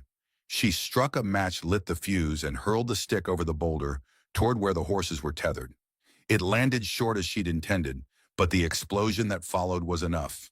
The horses reared in panic, breaking free of their restraints, bolting in all directions. The 2 soldiers, suddenly exposed, fired desperately toward where they thought Clara might be. She waited for their rifles to empty for the inevitable pause as they reloaded. Then she rose, Remington in each hand, and fired. Both men fell. Silence descended on the ravine, broken only by the distant sounds of retreating horses and the ringing in Clara's ears from the dynamite blast. "Murchison," she called. "It's done." The tracker emerged cautiously from behind a large rock, surveying the carnage with a professional eye. "Efficient," he commented, "though we've lost the horses. They'll circle back eventually, trained military mounts." Clara moved among the fallen men, checking for survivors. None. She hadn't expected any she'd been shooting to kill. 6 men who would never return to Devil's Backbone. 6 men whose absence would be noted. "Help me with the uniforms," she instructed Murchison. "We need to move quickly. Someone will have heard that explosion." They worked efficiently, stripping the dead men of uniforms, weapons, ammunition, and identification. Clara paid particular attention to insignia and patches, looking for anything that might indicate their unit or assignment. Regular Army, she noted, examining a dispatch pouch taken from what appeared to be the patrol leader. Not mercenaries like Vaughn's men. "Grant's personal detachment," Murchison confirmed, holding up a patch. "See that symbol assigned directly to Fort Concho Command? So Grant was using actual soldiers in his illegal operation." The stakes were rising. Clara opened the dispatch pouch, found written orders authorizing the patrol signed by Captain James Mercer, acting on behalf of General Grant. She pocketed them. Such documentation could prove useful if she needed to bluff her way past checkpoints. "Anything useful on your end?" she asked Murchison. "Ammunition, rations, canteens." He held up a folded document. "And this? Looks like patrol schedules for the next 3 days." Clara took it, scanned the neat columns of times and locations. "This is valuable. We'll avoid these routes, target the patrols when they're most isolated. If we keep dropping 6 men at a time, they'll change tactics," Murchison warned. "Might even pull back to the outpost, consolidate their forces." "Good." The more confined their movements, the easier it will be to observe them, learn their patterns. Clara folded the schedule, tucked it into her coat. We should move. Collect what you can carry, conceal the bodies as best we can. We need to be miles from here before the next patrol comes looking. They worked quickly, dragging the bodies into a narrow crevice, covering them with rocks and brush. Not a perfect solution, scavengers would find them eventually, but enough to buy time. As they prepared to leave, Clara heard the faint but distinctive sound of approaching riders. Reinforcements, Murchison muttered. Earlier than expected. Clara calculated distances, terrain features. South ravine. If we move now, we can be clear before they arrive. They gathered their spoils, weapons, ammunition, documents, and retreated rapidly, leaving the horses to the newcomers. Clara felt a twinge of regret at the loss of Esther's mare, but the animal would be well treated by the army at least, better than being shot in the conflict to come. As they made their way south, putting distance between themselves and the ambush site, Clara considered their next move. The patrol schedules provided an opportunity to systematically reduce Grant's forces, but time was limited. If Grant himself was arriving within the week, she needed to be positioned at Devil's Backbone before then. By late afternoon, they'd covered several miles, moving cross-country to avoid established trails. Clara called a halt when they reached a sheltered depression with good visibility of the surrounding terrain. We need to divide these supplies, she said, laying out their captured equipment, and discuss our next move. Satom.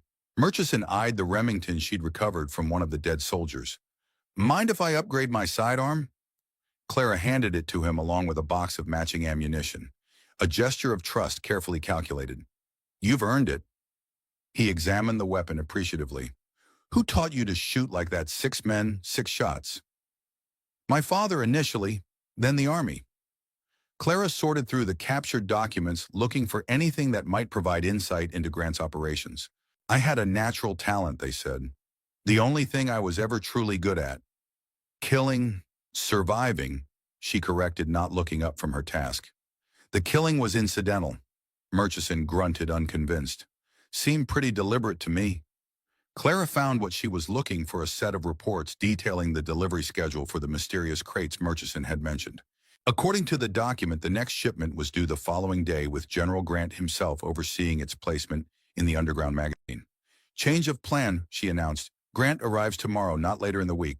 Murchison frowned. That complicates matters. No, it simplifies them.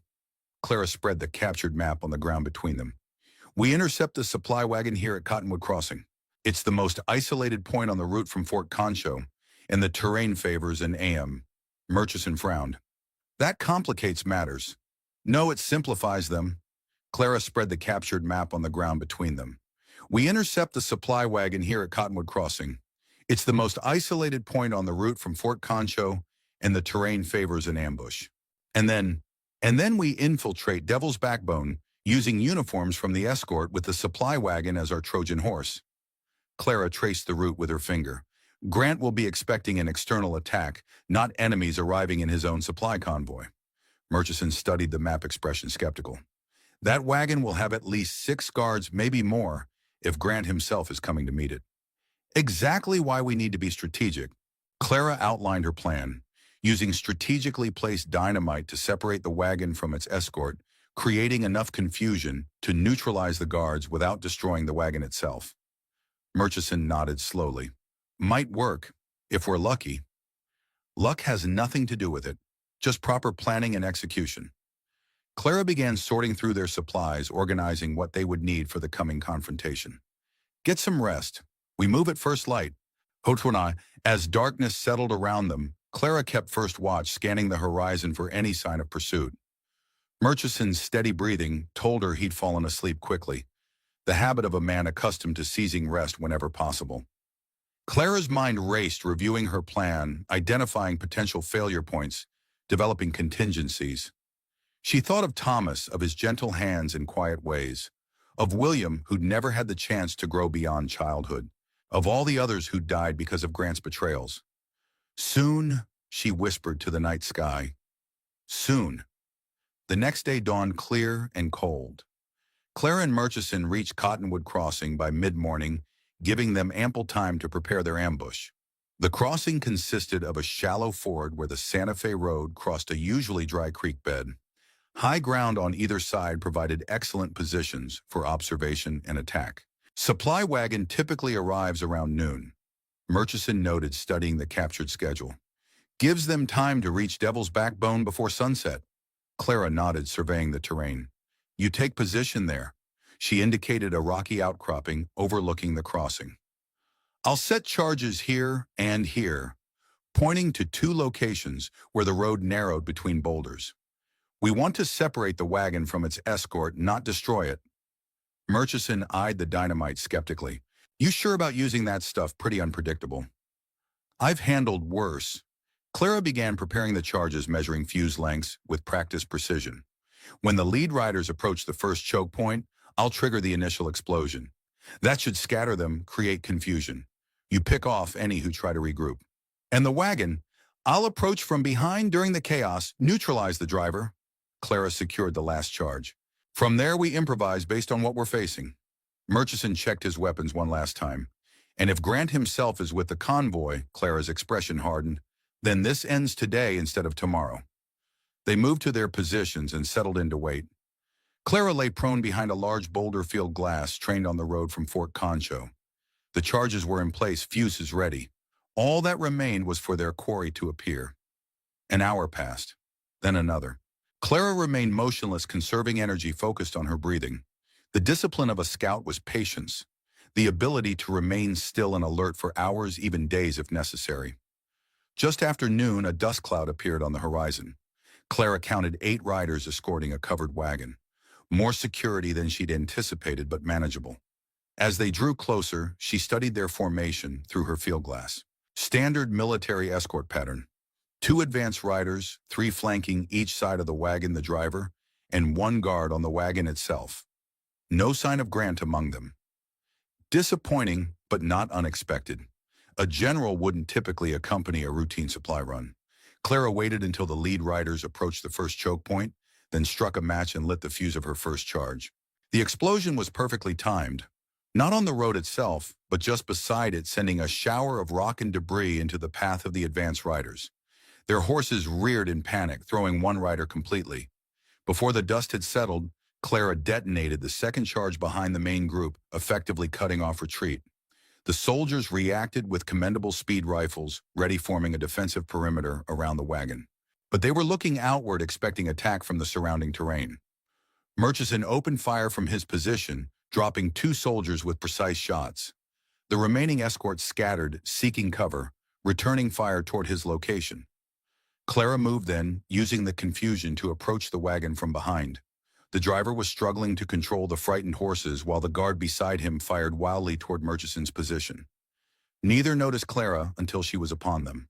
A quick shot to the guard's back, and he tumbled from the wagon seat. The driver turned, eyes widening in recognition. Not of Clara herself, but of the threat she represented. "Down!" she ordered. Remington aimed at his head. "Hands where I can see them." The driver complied, raising trembling hands. "Don't shoot. I'm just the driver." "Stay that way and you'll live." Clara gestured with her revolver. "Off the wagon. Slow." As the driver climbed down, Clara quickly scanned the wagon's contents.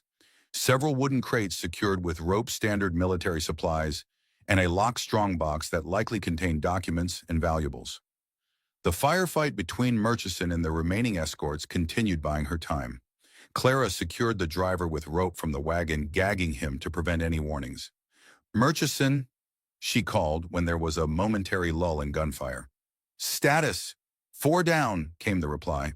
2 pinned behind rocks to the east. 1 unaccounted for. Clara froze. 1 unaccounted for meant potential danger. She scanned the surroundings, alert for any movement. Too late. A searing pain exploded in her left shoulder as a bullet found its mark. Clara staggered but didn't fall, turning to face her attacker, a blood-smeared soldier who'd circled behind her position. Despite her wounded shoulder, Clara's reaction was instant. 2 shots in rapid succession, both finding their target. The soldier crumpled, rifle dropping, unfired. "Murchison!" she called, voice tight with pain. "Need to move quickly." The old tracker appeared moments later, rifle ready, scanning for threats. "You're hit. Shoulder, not critical." Clara pressed a hand against the wound, stemming the blood flow. "Help me secure the wagon. We need to eliminate the remaining escorts. Already done, Murchison reported grimly. Last two tried to flank me. Mistake. Anna, Clara nodded, accepting this confirmation of his loyalty without comment. Check the wagon. I need to know what we're transporting.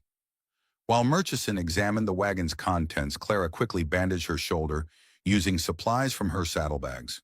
The bullet had passed through cleanly, painful but not immediately life-threatening if she could prevent infection. Weapons mostly, Murchison reported.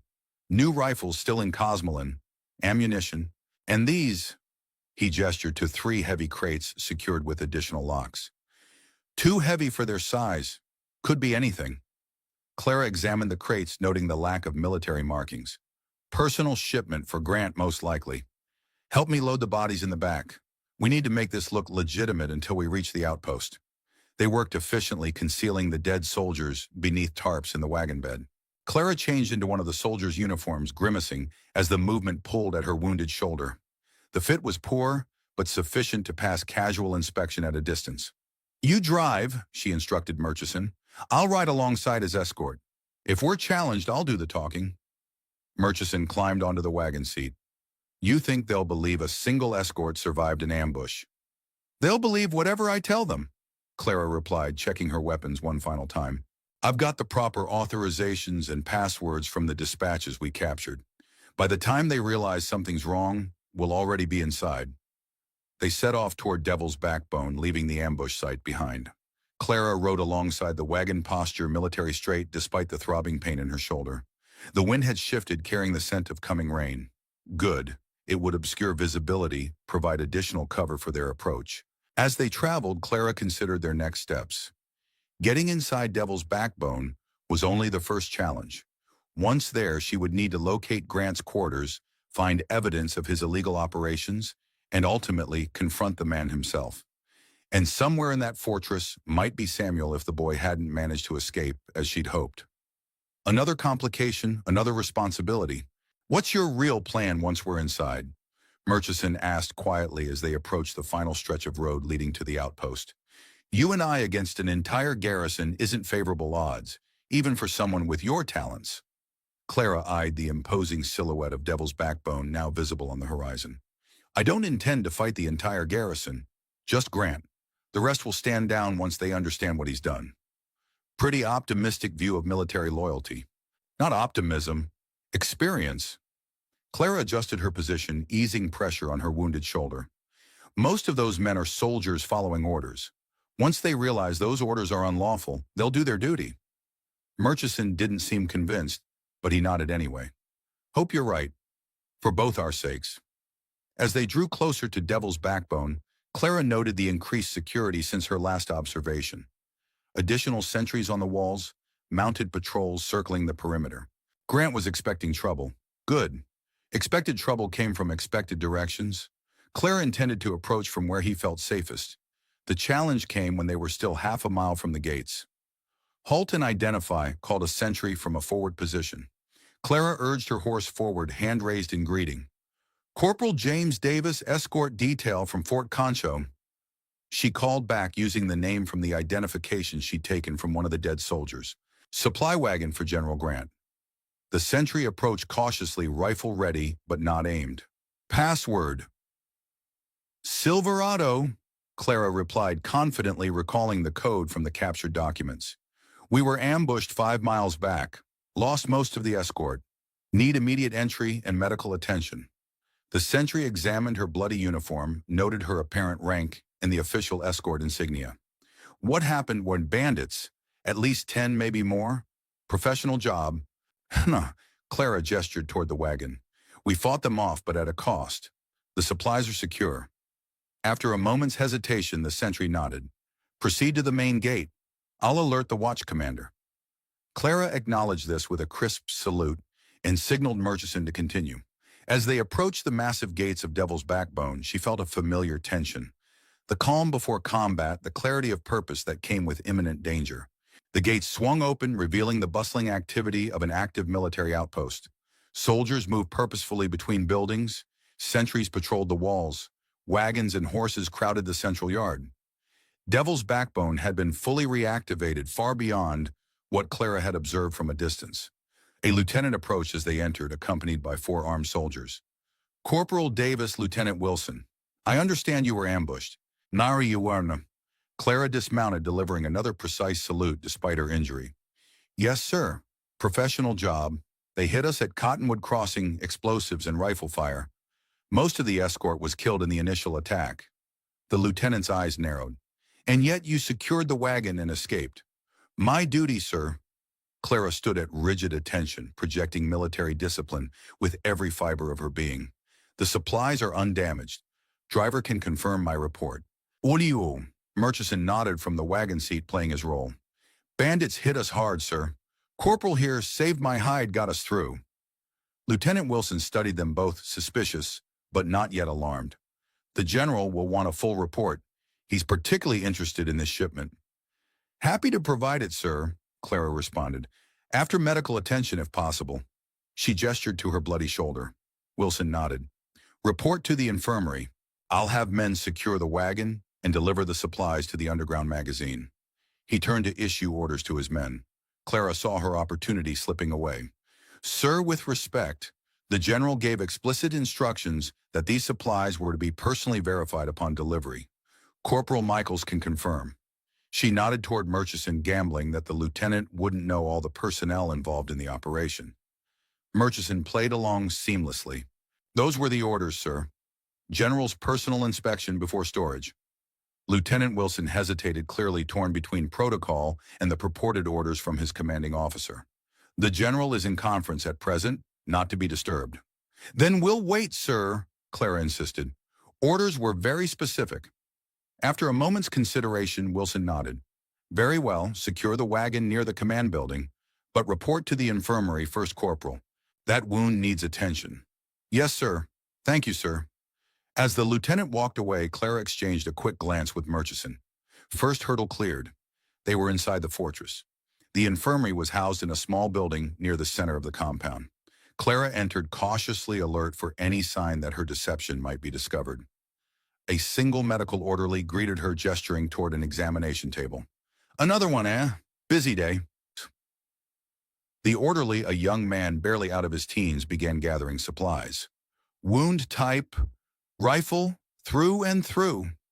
Clara removed her stolen uniform jacket with practiced movements that concealed her discomfort. The orderly examined the hastily bandaged wound.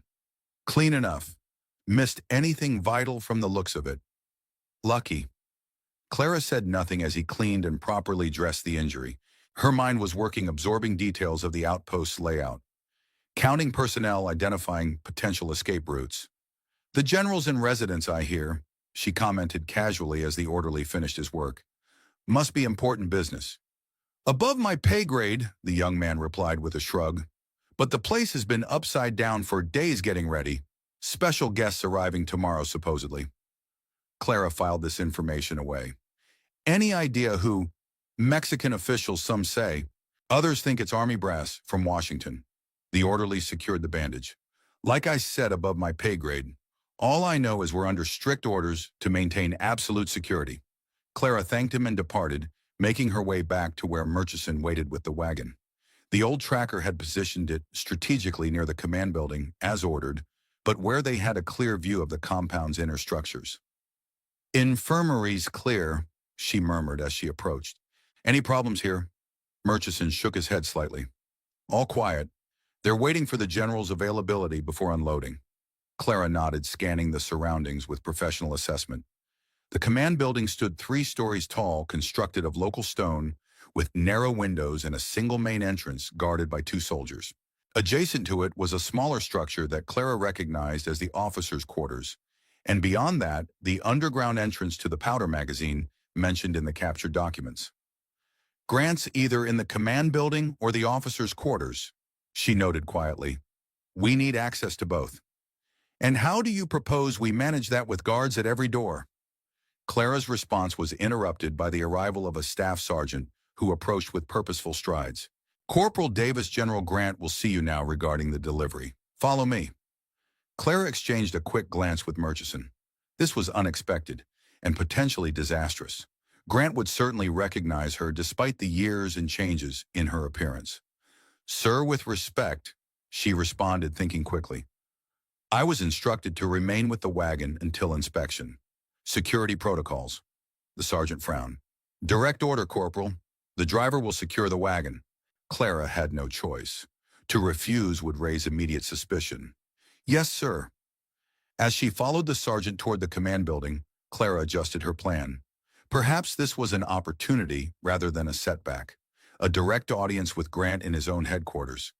It would be dangerous, but it might also be the cleanest way to accomplish her mission. She checked her weapons discreetly. The Remington revolver was securely holstered at her hip, partially concealed by the uniform jacket. The knife in her boot remained undetected during her infirmary visit. Not ideal for confronting a well-guarded officer, but she'd worked with less. The sergeant led her through the command building's main entrance, past the guards, who barely glanced at them, and up a flight of stairs to the second floor. Here, the military efficiency of the outpost gave way to unexpected luxury. Fine carpets covering the stone floors, oil paintings on the walls, gaslight fixtures instead of simple lanterns. They stopped before a heavy oak door. The sergeant knocked sharply. "Enter," called a voice from within, a voice Clara would have recognized anywhere. Elias Grant. The sergeant opened the door, announced, "Corporal Davis from the supply convoy, sir," and ushered Clara inside before departing, closing the door behind him. Clara found herself in a spacious office dominated by a massive desk covered with maps and documents. Behind it sat General Elias Grant, older, grayer, heavier than she remembered, but unmistakable with his piercing blue eyes and rigid military bearing. He looked up from his papers, studied her for a moment, then froze, recognition dawning across his features. "My God," he whispered, face paling. "Blackwood." Clara smiled coldly. "Hello, Elias. It's been a while." Grant's hand moved toward a drawer in his desk, undoubtedly where he kept a weapon. Clara drew her Remington with practiced speed, aiming directly at his head. "I wouldn't," she advised quietly. "Not if you want to live long enough to explain yourself." Grant's hand stilled. His shock gave way to a calculating assessment as he leaned back in his chair. "You look terrible, Clara. Being dead doesn't seem to agree with you. Being betrayed tends to have that effect." Clara maintained her aim steady despite her wounded shoulder. "Thomas Maddox, my husband. You had him killed." "A regrettable necessity." Grant's voice held no remorse. "You left me little choice." "There's always a choice, Elias. You just consistently make the wrong one." Clara circled to the side of the desk, keeping the revolver trained on him. "The border operations, the intelligence you sold to both sides, the patrols you deliberately sent into ambushes, including the one that killed my son." Grant's expression hardened. "You never could see the bigger picture, Clara. What I did was for the good of the country, for stability on the border." "For your bank account, you mean? For your advancement." Clara's voice remained steady, though rage burned just beneath the surface. "I have the documents, Elias, all of them. The financial transfers, the correspondence with Mexican officials, the altered patrol routes." Something flickered across Grant's face. Concern quickly masked. "Documents can be forged. Your word against mine. A decorated general versus a woman who abandoned her post, assumed a false identity. Perhaps, but there are others who know. Judge Williams in Santa Fe, for one. If I don't return, he receives everything." This was a bluff. The documents were still hidden, would only reach the judge if Esther followed through on her promise. But Grant had no way of knowing that. A heavy silence fell between them, years of history and betrayal condensing into this single moment. "What do you want, Clara?" Grant asked finally. "Justice. For Thomas. For William. For all the others you sacrificed." "Justice," Grant repeated, a humorless smile twisting his lips. "Do you even know what we're doing here, the peace we're securing? I know you're running guns through a decommissioned outpost using military resources for private profit, just as you did during the border conflicts." Grant laughed, a sound devoid of humor. "Is that what you think this is, another gun-running operation?" He gestured toward the window where the wagon containing the mysterious crates stood in the yard below. "Those crates don't contain weapons, Clara. They contain gold. Mexican gold being transferred north under official government sanction." Clara's aim didn't waver, but confusion flickered across her features. "What are you talking about? A treaty, new boundary agreements with Mexico, financial compensation for territorial adjustments?" Grant's eyes gleamed with something like pride. Do you have any idea how hard I've worked to secure this years of diplomacy, of careful negotiations? And tomorrow it will be finalized right here with the arrival of the Mexican delegation. Clara studied him, trying to separate truth from manipulation. You expect me to believe you're suddenly a diplomat? That this is official government business? Check the crates yourself. Or better yet, Grant slowly opened the drawer he'd reached for earlier, withdrawing not a weapon but a leather portfolio. Read the treaty, the official dispatches from Washington. It's all here. He placed the portfolio on the desk, slid it toward her. Clara didn't move to take it. And Thomas was his death official government business too. Grant's expression hardened again. A complication. You were a loose end from my past, one that could jeopardize everything I've built. When I learned you were alive, married to a postal carrier who traveled routes that could compromise our security, he spread his hands. I made a tactical decision. You ordered his death. I ordered confirmation of his identity and the retrieval of any sensitive documents he might be carrying. The violence was, Grant hesitated, excessive. Vaughn's men are efficient but crude. Clara felt cold rage building inside her.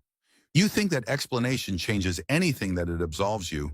I think it provides context. I think it demonstrates that what happened to your husband was an unfortunate casualty in service of a greater good. Grant leaned forward, his voice taking on an earnest quality Clara had heard before when he was preparing to deliver some particularly egregious lie. Join us, Clara. We could use someone with your skills. After the treaty signing, I'll be establishing a new border security force. You could be part of building something lasting, something that matters. Clara stared at him, incredulous. You murdered my husband, had me shot and left for dead, and now you're offering me a job. I'm offering you a purpose, redemption even. Grant gestured broadly. What's your alternative? Kill me. You'd never escape this outpost alive. And then, what would your sacrifice accomplish? The treaty would still proceed. Another officer would take my place. For a moment, Clara said nothing, weighing his words. Then, decision made, she slowly lowered her revolver. Let me see the treaty, she said. Relief flickered across Grant's face as he pushed the portfolio closer. You're making the right choice, Clara. Together we can... The gunshot echoed in the confined space, deafening in its suddenness. Grant jerked backward, a look of genuine surprise on his face as he glanced down at the spreading red stain on his uniform jacket. Clara had fired from hip level, not at his head where he'd been watching her aim, but at his chest. That's for Thomas, she said quietly.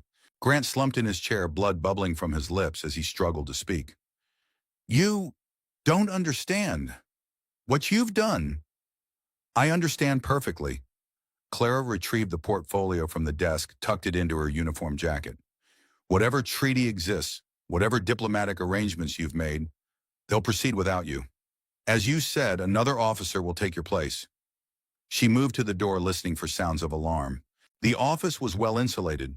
The single shot hadn't carried beyond its walls. Grant's breathing grew labored, his eyes locked on hers with a mixture of hatred and disbelief. You'll never escape. I don't need to escape, Elias. I just need to survive long enough to ensure justice is done. Clara checked the corridor, found it empty. Goodbye, General. She closed the door quietly behind her, leaving Grant to his fate, and moved purposefully down the hallway, maintaining the confident posture of a soldier on official business. The portfolio was secure inside her jacket, perhaps containing the evidence she needed to validate Grant's claims, or expose them as yet another deception. Either way, her mission wasn't complete. Grant might die from his wound, or he might survive long enough to raise the alarm. Clara needed to reach Murchison, recover any additional evidence from the mysterious crates, and extract from Devil's backbone before the body was discovered. And somewhere in this fortress might be Samuel. If the boy was still alive, if he hadn't escaped, as she'd hoped, if Murchison's claim of ignorance about him was genuine. Too many variables, too many unknowns. But Clara had operated under worse conditions during the border conflicts. One step at a time. Adapt. Survive. She descended the stairs, nodding to the guards at the entrance as she passed, projecting calm authority. The courtyard was busy with routine activities. Soldiers drilling, wagons being unloaded, horses tended. No sign of alarm yet. Murchison remained with their wagon, his expression carefully neutral as she approached. "Well," he murmured when she was close enough. "Change of plans," Clara replied quietly. "We need to verify the contents of those crates, then get out of here. Immediately." Understanding dawned in the old tracker's eyes. He didn't ask for details, simply nodded. "Guards are expecting official inspection before unloading. We might have a few minutes." Clara surveyed the courtyard, calculating options. "The underground magazine, and where's the entrance?" Murchison nodded toward a heavy steel door set into the base of the command building. "There, guarded naturally. How many supply wagons arrived today before ours?" "3 by my count. Regular provisions mostly." Clara's mind worked rapidly, assembling a plan from available resources. "We need a diversion, something to clear the courtyard temporarily without raising a full alarm." Murchison considered this. "Fire would do it. Stables, maybe. Too many innocent animals." Clara's gaze settled on a supply shed near the perimeter wall. "There. What's stored inside? Dry goods from the looks of the wagons that unloaded there. Flour, coffee, basic provisions." "Perfect. Kina kuni." Clara discreetly removed a stick of dynamite from her boot where she'd concealed it earlier. "Create enough confusion for us to check these crates and access the underground magazine if necessary. Once I confirm what's in them, we move to extraction." Murchison eyed the explosive warily. "And how do you propose to get that over there? Without being seen?" Clara smiled grimly. "I don't. You'll create a distraction here, draw attention away from me. Arguments with the guards about unloading procedures, perhaps." The old tracker nodded, understanding her intent. "On your signal, then." Clara moved casually toward the supply shed, dynamite concealed in her palm fuse, trimmed short. As she walked, she struck a match against her boot heel, keeping the flame hidden within her cupped hand. Behind her, Murchison's voice rose in apparent anger. "These supplies need proper inspection. You can't just unload them anywhere." Guards turned toward the commotion, attention diverted. Clara lit the fuse, tossed the dynamite through a partially open window in the supply shed, and continued walking without breaking stride. She'd reached the wagon when the explosion rocked the compound. Not devastating, she'd used minimal charge, but sufficient to create chaos. Flames erupted from the shed, soldiers ran toward it, shouting orders, and amid the confusion, Clara and Murchison seized their opportunity. They moved to the rear of the wagon, opened one of the mysterious crates, while everyone's attention was focused on the fire. Inside, as Grant had claimed, were rows of gleaming gold bars, each stamped with official Mexican government seals. "He was telling the truth," Clara murmured, surprised despite herself. "About the gold, at least," Murchison noted, securing the crate again. Clara scanned the courtyard. In the confusion, the guards had left their posts at the underground magazine entrance. "The document storage would be below. We need to—" Her words cut off as a familiar figure emerged from a side building across the courtyard. A small, thin boy with dark hair flanked by 2 armed soldiers. Samuel. The boy's eyes widened in recognition as he spotted Clara. He took an instinctive step toward her, before one of his guards grabbed his arm, pulling him back. "You know him?" Murchison asked, following her gaze. "Yes." Clara's mind raced plans, shifting priorities, realigning. "Change of plans. We need to get him out." Before Murchison could respond, an alarm bell began to ring throughout the compound. At the same moment, a soldier burst from the command building, shouting, "The general's been shot! Lock down the fortress! No one enters or leaves!" Clara cursed under her breath. Someone had found Grant sooner than expected. Options? Murchison assessed the rapidly deteriorating situation. Main gates already closing. We could try the south wall. It's lowest and the confusion might give us cover. Not without Samuel. The old tracker looked at her sharply. "You're risking everything for a boy you barely know." "I risked everything for less." Clara watched as the soldiers hustled Samuel back into the building. "Create another diversion. Something bigger this time. I'll get the boy."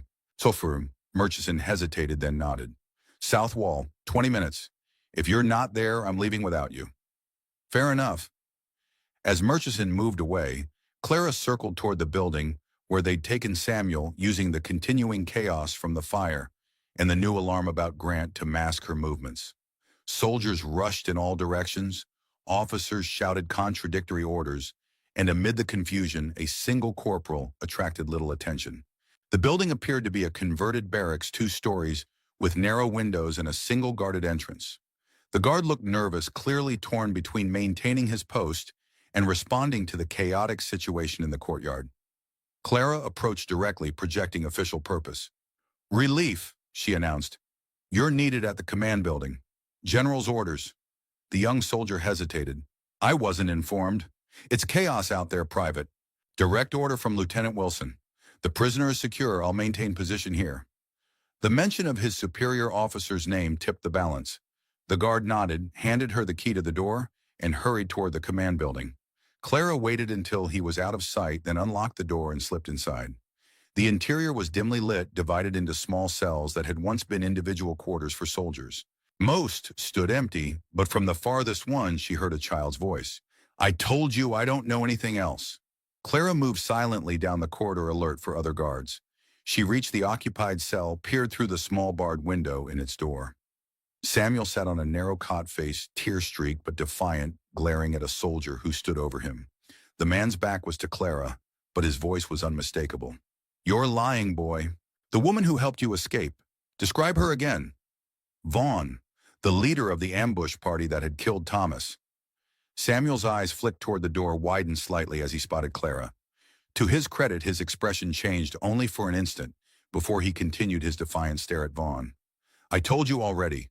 Tall, dark hair. I didn't see her face clearly." Vaughn raised his hand as if to strike the boy. "You spent hours with her. You must have seen more." Hickgun. Clara had heard enough. She unlocked the cell door, quietly swung it open, and leveled her revolver at the back of Vaughn's head. "He sees me quite clearly now," she said. "As do you." Vaughn stiffened but didn't turn. "Blackwood, should have made sure you were dead." "Many have made that mistake." Clara gestured with the revolver.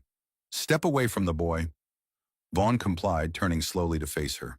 Up close, she could see details missed during the ambush. A scar running from his temple to his jaw, cold blue eyes that assessed rather than feared. "Grant?" he asked simply. "Dying if not already dead." Vaughn nodded, unsurprised. "And now what you'll shoot me too in front of the child." Clara glanced at Samuel. "Close your eyes, Samuel." The boy obeyed instantly. Clara returned her attention to Vaughn. "You killed my husband. A job. Nothing personal." "It was personal to me." Clara tightened her finger on the trigger, then paused as a loud explosion rocked the building. Murchison's diversion right on time. "We're leaving." "You won't make it 100 yards, Vaughn warned. "The outpost is locked down. Every soldier has orders to shoot escapees on sight." "Then I'll have to ensure we're not seen." Clara gestured with the revolver again. "Uniform, remove it." Vaughn's eyes narrowed, understanding her intent. "And if I refuse," then Samuel keeps his eyes closed a moment longer. With deliberate slowness, Vaughn removed his officer's jacket and gun belt, as instructed. Clara kept her weapon trained on him, alert for any sudden movements. "Samuel," she called, not taking her eyes off Vaughn. "Come here. Stay behind me." The boy scrambled off the cot, moved to her side. "I knew you'd come," he whispered. "I promised, didn't I?" Clara handed him Vaughn's jacket. "Put this on. It's too big, but it might help hide your identity from a distance." As Samuel complied, Clara assessed their options. The explosion, significantly larger than her first diversion, would have drawn most personnel to that section of the compound.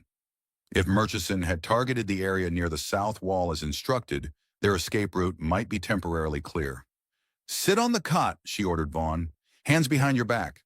Once he complied, she used his own belt to secure his wrist to the metal frame, then gagged him with a strip torn from the bedsheet. It wouldn't hold him for long, but they didn't need long. "Let's go," she told Samuel, guiding him toward the door. "Stay close. Do exactly as I say."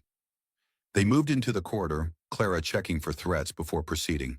The building remained empty, all available personnel apparently responding to the multiple emergencies unfolding across the compound.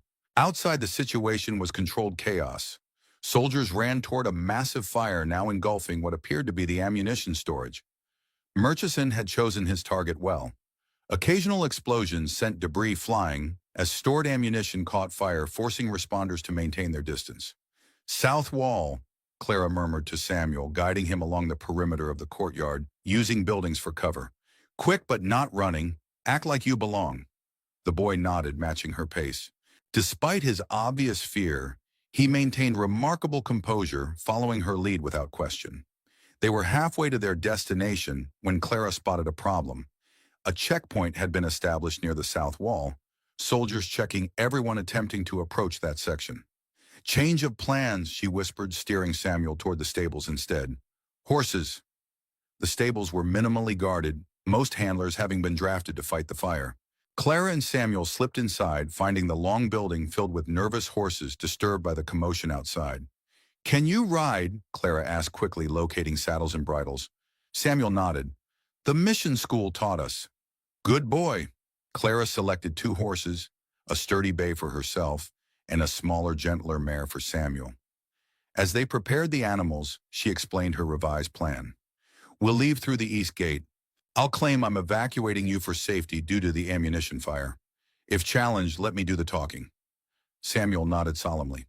What about your friend, the old man by the wagon? Murchison can take care of himself, Clara replied, though she felt a twinge of concern for the tracker. Their arrangement had been clear. 20 minutes south wall. Circumstances had forced a change, but Murchison might not realize that. They mounted the horses and Clara led them from the stables, projecting calm authority as they rode across the compound toward the east gate. As predicted, the guards were more concerned with preventing entry than controlling exit, particularly with the ammunition fire threatening to spread. Evacuation of non-essential personnel, Clara announced as they approached the gate. Boys' safety is priority. The gate guards, young and clearly rattled by the deteriorating situation, barely glanced at her identification before waving them through. Moments later, they were outside the fortress walls, urging their horses to a canter along the eastern trail. Clara glanced back at Devil's Backbone, now partially obscured by smoke from the ongoing fire. No pursuit yet. They were likely still sorting out the multiple crises within the walls. But it wouldn't take long for someone to connect the dots between Grant's shooting the prisoner's escape and the mysterious corporal who had arrived with the supply wagon. Where are we going? Samuel asked as they continued their swift retreat. Somewhere safe, Clara assured him, though she wasn't entirely certain such a place existed. With Grant potentially dead by her hand with evidence of a major diplomatic arrangement, possibly sabotage with Mexican gold, stolen or destroyed, the consequences would be far-reaching. They rode for an hour, putting distance between themselves and the fortress, before Clara allowed a brief rest for the horses. As Samuel watered the animals from a small stream, Clara surveyed their position, calculating options. Bennett's Crossing lay 2 days' ride to the east, the original destination she'd suggested when she'd first freed Samuel from the bandits. But with pursuit likely organized by now, established settlements would be watched. The border was 3 days south, but crossing into Mexico carried its own risks, particularly if Grant's claims about the treaty were true. The Mexican authorities might be equally motivated to apprehend them. North offered the mountains, difficult terrain but familiar to Clara from her scouting days. Places to hide, to lose pursuers, to survive, until she could determine her next moves. We head north, she decided as Samuel returned with the horses. Into the mountains. The boy nodded, accepting her judgment without question. His trust was both touching and burdensome. Another life depending on her decisions, her ability to protect him from the consequences of her actions. They had remounted and were preparing to depart when Clara heard it. The distant but unmistakable sound of a horse approaching at speed. From the east, not the direction of Devil's Backbone. Clara drew her revolver, positioned herself between Samuel and the approaching rider. Stay behind me, she instructed. The rider appeared around a bend in the trail, a familiar figure on a lathered horse. Murchison. The old tracker reined in sharply when he spotted them, relief evident in his weathered features. Thought you'd be halfway to Mexico by now, he called. Changed plans when the south route was blocked. Clara explained, holstering her weapon. How did you find us? Murchison dismounted, allowing his exhausted horse to drink from the stream. Wasn't hard. You left a trail even an amateur could follow.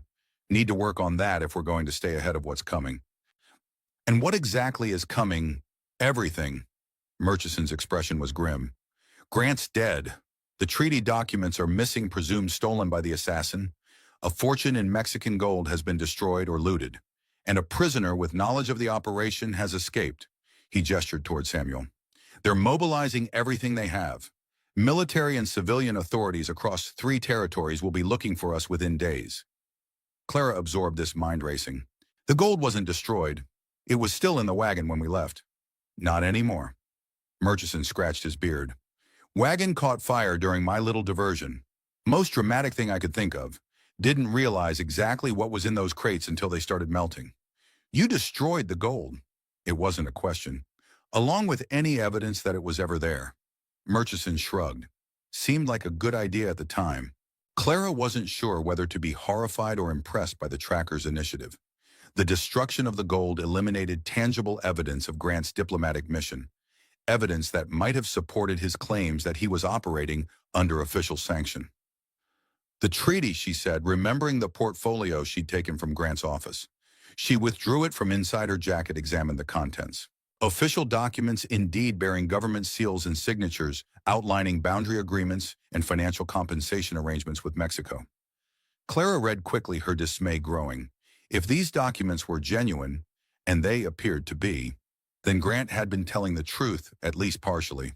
This was an official diplomatic mission sanctioned at the highest levels, and she had just assassinated the U.S. official responsible for its completion.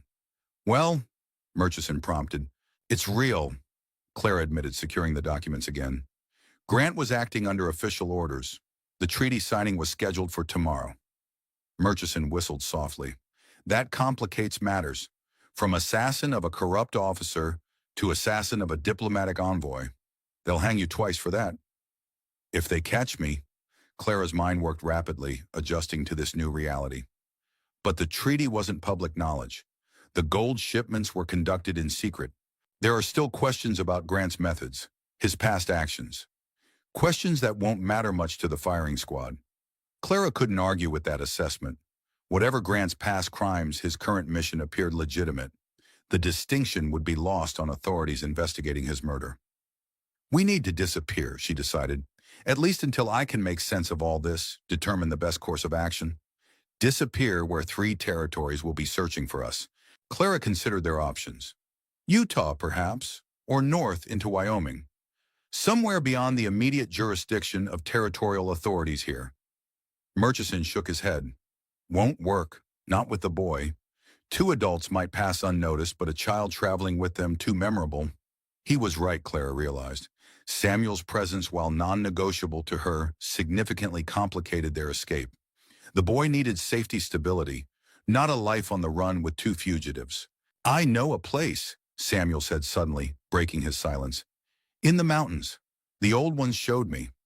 Clara and Murchison both turned to him, surprised. What old ones? Clara asked gently. At the mission, before they took me away. There are caves high up. The old Apache used them when the soldiers came. No one else knows about them. Clara exchanged glances with Murchison. The boy might be offering a temporary solution at least, a place to regroup to plan their next moves. Can you find these caves again? She asked Samuel. The boy nodded confidently. I remember the way. 3 days' ride near the big rock that looks like a sleeping bear. Clara knew the formation he described. Bear Mountain in the high country north of Devil's Backbone. Remote, difficult terrain, but navigable with proper guidance. It's worth trying, she decided, at least until we determine our next steps. Murchison seemed skeptical, but nodded his agreement. Better than standing here waiting for the cavalry to find us. They remounted, Samuel now riding proudly at the lead, guiding them toward the mountain passages he remembered. Clara watched him with a mixture of admiration and concern. The boy had endured captivity, witnessed violence, been thrust into dangers no child should face. Yet here he was, resilient and determined. She thought of her own son William, who'd never had the chance to show such strength, who'd died because of Grant's treachery, because of her absence when he needed her most. Perhaps in protecting Samuel, she could atone for that failure, could find some measure of redemption amid the chaos she'd created. As they rode into the gathering dusk, Clara felt the weight of the treaty documents inside her jacket. Evidence of a diplomatic mission she'd disrupted, perhaps destroyed. Evidence that complicated her narrative of justice and vengeance. Grant was dead by her hand. That much was certain. Whether it was justice or murder would depend on what she did next. 3 days later, Clara stood at the mouth of a high mountain cave surveying the land below through her field glass. From this elevation, she could see for miles in all directions. The winding trails through pine forests, the distant shimmer of a lake, and far to the south, the faintest outline of Devil's Backbone. Samuel had led them true. The network of caves nestled in a nearly inaccessible section of Bear Mountain offered perfect concealment. Multiple chambers, connected by narrow passages, natural chimneys that dispersed smoke to prevent detection, and most importantly, a hidden spring that provided fresh water regardless of weather conditions. Apache used these caves for generations. Samuel had explained as he'd shown them the complex. Until the soldiers came with cannons and blasted the lower slopes. Now only the old ones remember. The boy had proven invaluable in other ways as well. Identifying edible plants, setting simple snares for small game navigating terrain that would have challenged even Clara's experienced eye. His resilience continued to impress her. Murchison had contributed his own skills establishing perimeter alarms, in observation posts concealing their horses in a hidden meadow a half-mile distant. The old tracker had initially expressed skepticism about their chances, but had thrown himself into the task of securing their temporary refuge with professional thoroughness. Clara lowered the field glass, noting movement on one of the trails below, a patrol of 6 riders moving methodically through the forest. The 4th such group she'd observed in the past 2 days. The search for Grant's assassin continued expanding outward from Devil's Backbone in an ever-widening circle. Soon they would reach Bear Mountain. "See something?" Murchison asked, joining her at the cave entrance. "Patrol, 6 riders. Southern approach." Clara handed him the field glass. "Military, not civilian." Murchison observed for a moment, then nodded. "Regular sweep pattern. They're being thorough." Too thorough for a routine manhunt. Nothing routine about killing a general and disrupting an international treaty. Murchison returned the field glass. "They want blood." Clara couldn't argue with his assessment. The search patterns indicated a major operation resources committed from multiple jurisdictions. Her actions at Devil's Backbone had escalated far beyond personal vengeance. "How's our ammunition?" she asked.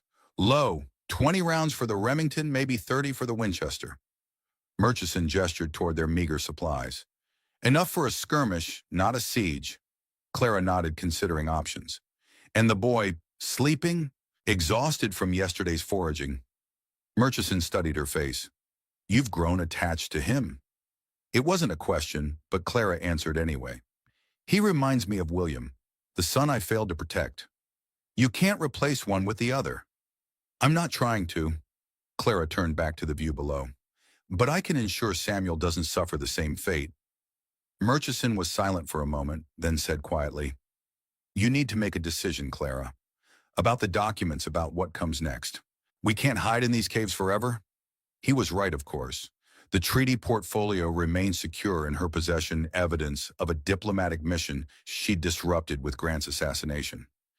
In the 3 days since their escape, Clara had reviewed its contents, repeatedly searching for inconsistencies, for proof that Grant's claims of legitimacy had been false. She'd found none. The treaty appeared genuine, the diplomatic arrangements official. Grant's role as envoy appeared properly sanctioned by the government, which left her in an impossible position. If she presented her evidence of Grant's past crimes, it would now be overshadowed by her assassination of an official diplomatic representative. Justice for Thomas, for William, for all the others Grant had sacrificed would be lost amid the greater crimes she'd committed. Yet remaining in hiding meant those crimes would never be exposed at all. Grant would be remembered as a hero, a diplomat cut down in service to his country, rather than the traitor he truly was. "I've been considering our options," Clara said finally. "They're limited but not non-existent." "I'm listening." "The treaty signing was scheduled 3 days ago. By now, the Mexican delegation will have departed, the diplomatic arrangements in disarray." Clara gestured toward the distant outline of Devil's Backbone. "Whoever has taken command after Grant will be focused on damage control, on minimizing the international incident." Murchison nodded. "And on finding those responsible." "Yes, but that focus creates an opportunity." Clara outlined her thinking. "The documents I took from Grant's office include communications with his contacts in Washington, officials who were aware of his diplomatic mission. If I can get those documents to Judge Williams in Santa Fe, as originally planned, there's a chance the full scope of Grant's activities can be exposed. You'd still be a fugitive accused of assassinating a U.S. general. True, but with the judge's help with proper presentation of the evidence, I might at least ensure Grant's legacy reflects his true nature. Clara's expression hardened. That matters to me. He doesn't deserve to be remembered as a hero. Murchison considered this. Santa Fe is 100 miles south. Every settlement between here and there will be watched, every trail monitored. Which is why I'll go alone. Clara held up a hand to forestall his objection. You'll take Samuel to safety, north to the mining communities in Colorado. You know those territories better than I do, can find somewhere the boy will be cared for. And you expect me to just leave you to certain capture or death? Murchison shook his head. Not a chance. It's not a request, Murchison. It's the only logical solution. Clara's voice softened slightly. I started this. I'll finish it. Samuel deserves a chance at a normal life away from all this. You can give him that. Before Murchison could respond, a sound from behind them drew their attention. A small gasp quickly stifled. Samuel stood in the passage leading to the inner caves, eyes wide. You're leaving? He asked, voice small but steady. Clara moved to him, knelt to his level. Not yet, but soon, yes. You'll go with Murchison somewhere safe. I don't want to go with him. I want to stay with you. Samuel's chin lifted in defiance. That's not possible, Samuel. What I have to do, it's dangerous. Everything we've done is dangerous.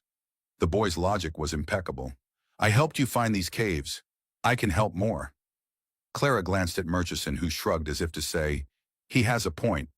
Samuel, she began gently, this isn't about your abilities. You've been brave and resourceful beyond any expectation, but I made a promise to protect you, and I can't do that where I'm going. You protected me at Devil's Backbone. You can protect me anywhere. His faith in her was both touching and terrifying. Clara searched for words that would make him understand, that would convince him without crushing his spirit. Before she could respond, Murchison interrupted sharply. Movement, Eastern Ridge. Clara was on her feet, instantly field-glass to her eye. Through the lens, she spotted what had alarmed the tracker, a lone rider moving along the ridge opposite their position, too distant to identify, but clearly following a deliberate path rather than a standard patrol route. Scout, she muttered. Looking for signs of our passage? Murchison nodded grimly. Found something from the looks of it. See how he keeps stopping, examining the ground. Clara watched as the distant figure dismounted, knelt to study something on the trail, then remounted and continued with increased purpose. He's tracking us directly, she confirmed. Someone who knows what they're looking for. Vaughn, Murchison suggested. Possibly. Clara handed him the field glass. How long before he reaches the lower caves? 2 hours, maybe less. Depends how good he is. Good enough to follow our trail this far. Clara's mind raced, calculating options. We need to move. Now. Gather only what's essential. As Murchison and Samuel hurried to collect their minimal belongings, Clara made a swift decision. The discovery of their hideout accelerated her timetable, forced her hand. Change of plans, she announced when they rejoined her. We leave together, but we separate at the first opportunity. Murchison, you and Samuel head northeast toward the mining territories as discussed. I'll create a diversion, draw pursuit west before turning south toward Santa Fe. Murchison frowned. You're assuming they'll follow you instead of us. They will when they realize I'm carrying the treaty documents. Deliberately making yourself the primary target. Murchison shook his head. Risky. Necessary, Clara countered. Samuel's safety remains the priority. This gives you the best chance of getting him clear. Samuel looked between them, clearly understanding the implications. I still think we should stay together. Clara knelt before him again. Remember what I told you about tactical decisions? Sometimes the best strategy is to divide forces to create multiple targets the enemy can't effectively pursue. The boy nodded reluctantly. But you'll find us after right when you're done in Santa Fe. Clara met his eyes, unwilling to offer false hope, but unable to crush his spirit with brutal honesty. I'll do everything in my power, she promised. They worked quickly, gathering supplies, preparing the horses, obscuring signs of their occupation. Clara distributed the remaining ammunition, ensuring Murchison had the majority. He would have Samuel to protect, would need the resources more than she would. As they prepared to depart, Clara took a final moment with the treaty portfolio, considering its contents. The documents were genuine, as far as she could determine, but incomplete. Certain referenced attachments were missing, suggesting Grant had maintained separate files elsewhere in Devil's Backbone, perhaps in the underground magazine Murchison had mentioned. Without those additional documents, her evidence against Grant remained circumstantial. His past crimes during the border conflicts, his betrayal that had led to William's death, all would be overshadowed by her assassination of a legitimate diplomatic envoy, unless she could find those missing attachments. Unless she could complete the picture. A plan began to form, dangerous, possibly suicidal, but with the potential to achieve what she'd set out to do. To expose Grant's true nature, to ensure justice for those he'd sacrificed. "We're ready," Murchison announced, interrupting her thoughts. Clara nodded, securing the portfolio inside her jacket. "We take the Northwest Passage down. It's steeper, but offers better cover. Once we reach the tree line, we separate." They mounted in silence, Samuel riding double with Murchison, as they began the treacherous descent from the cave complex. The path was barely visible, a game trail, at best, winding precariously down the mountainside, through loose scree and stunted pine. Clara led alert for signs of additional patrols, or the scout they'd observed earlier. The descent took nearly an hour, requiring careful navigation to avoid creating obvious tracks or dislodging rocks that might signal their passage. At the tree line, they paused in a small clearing, the moment of separation at hand. Clara dismounted, approached Murchison and Samuel. "Northeast through the forest," she instructed. "Follow the creek when you reach it. It will lead to a trading post at the territorial border. From there, the mining settlements are 3 days' ride." Murchison nodded. "And you still planning on Santa Fe?" "Eventually."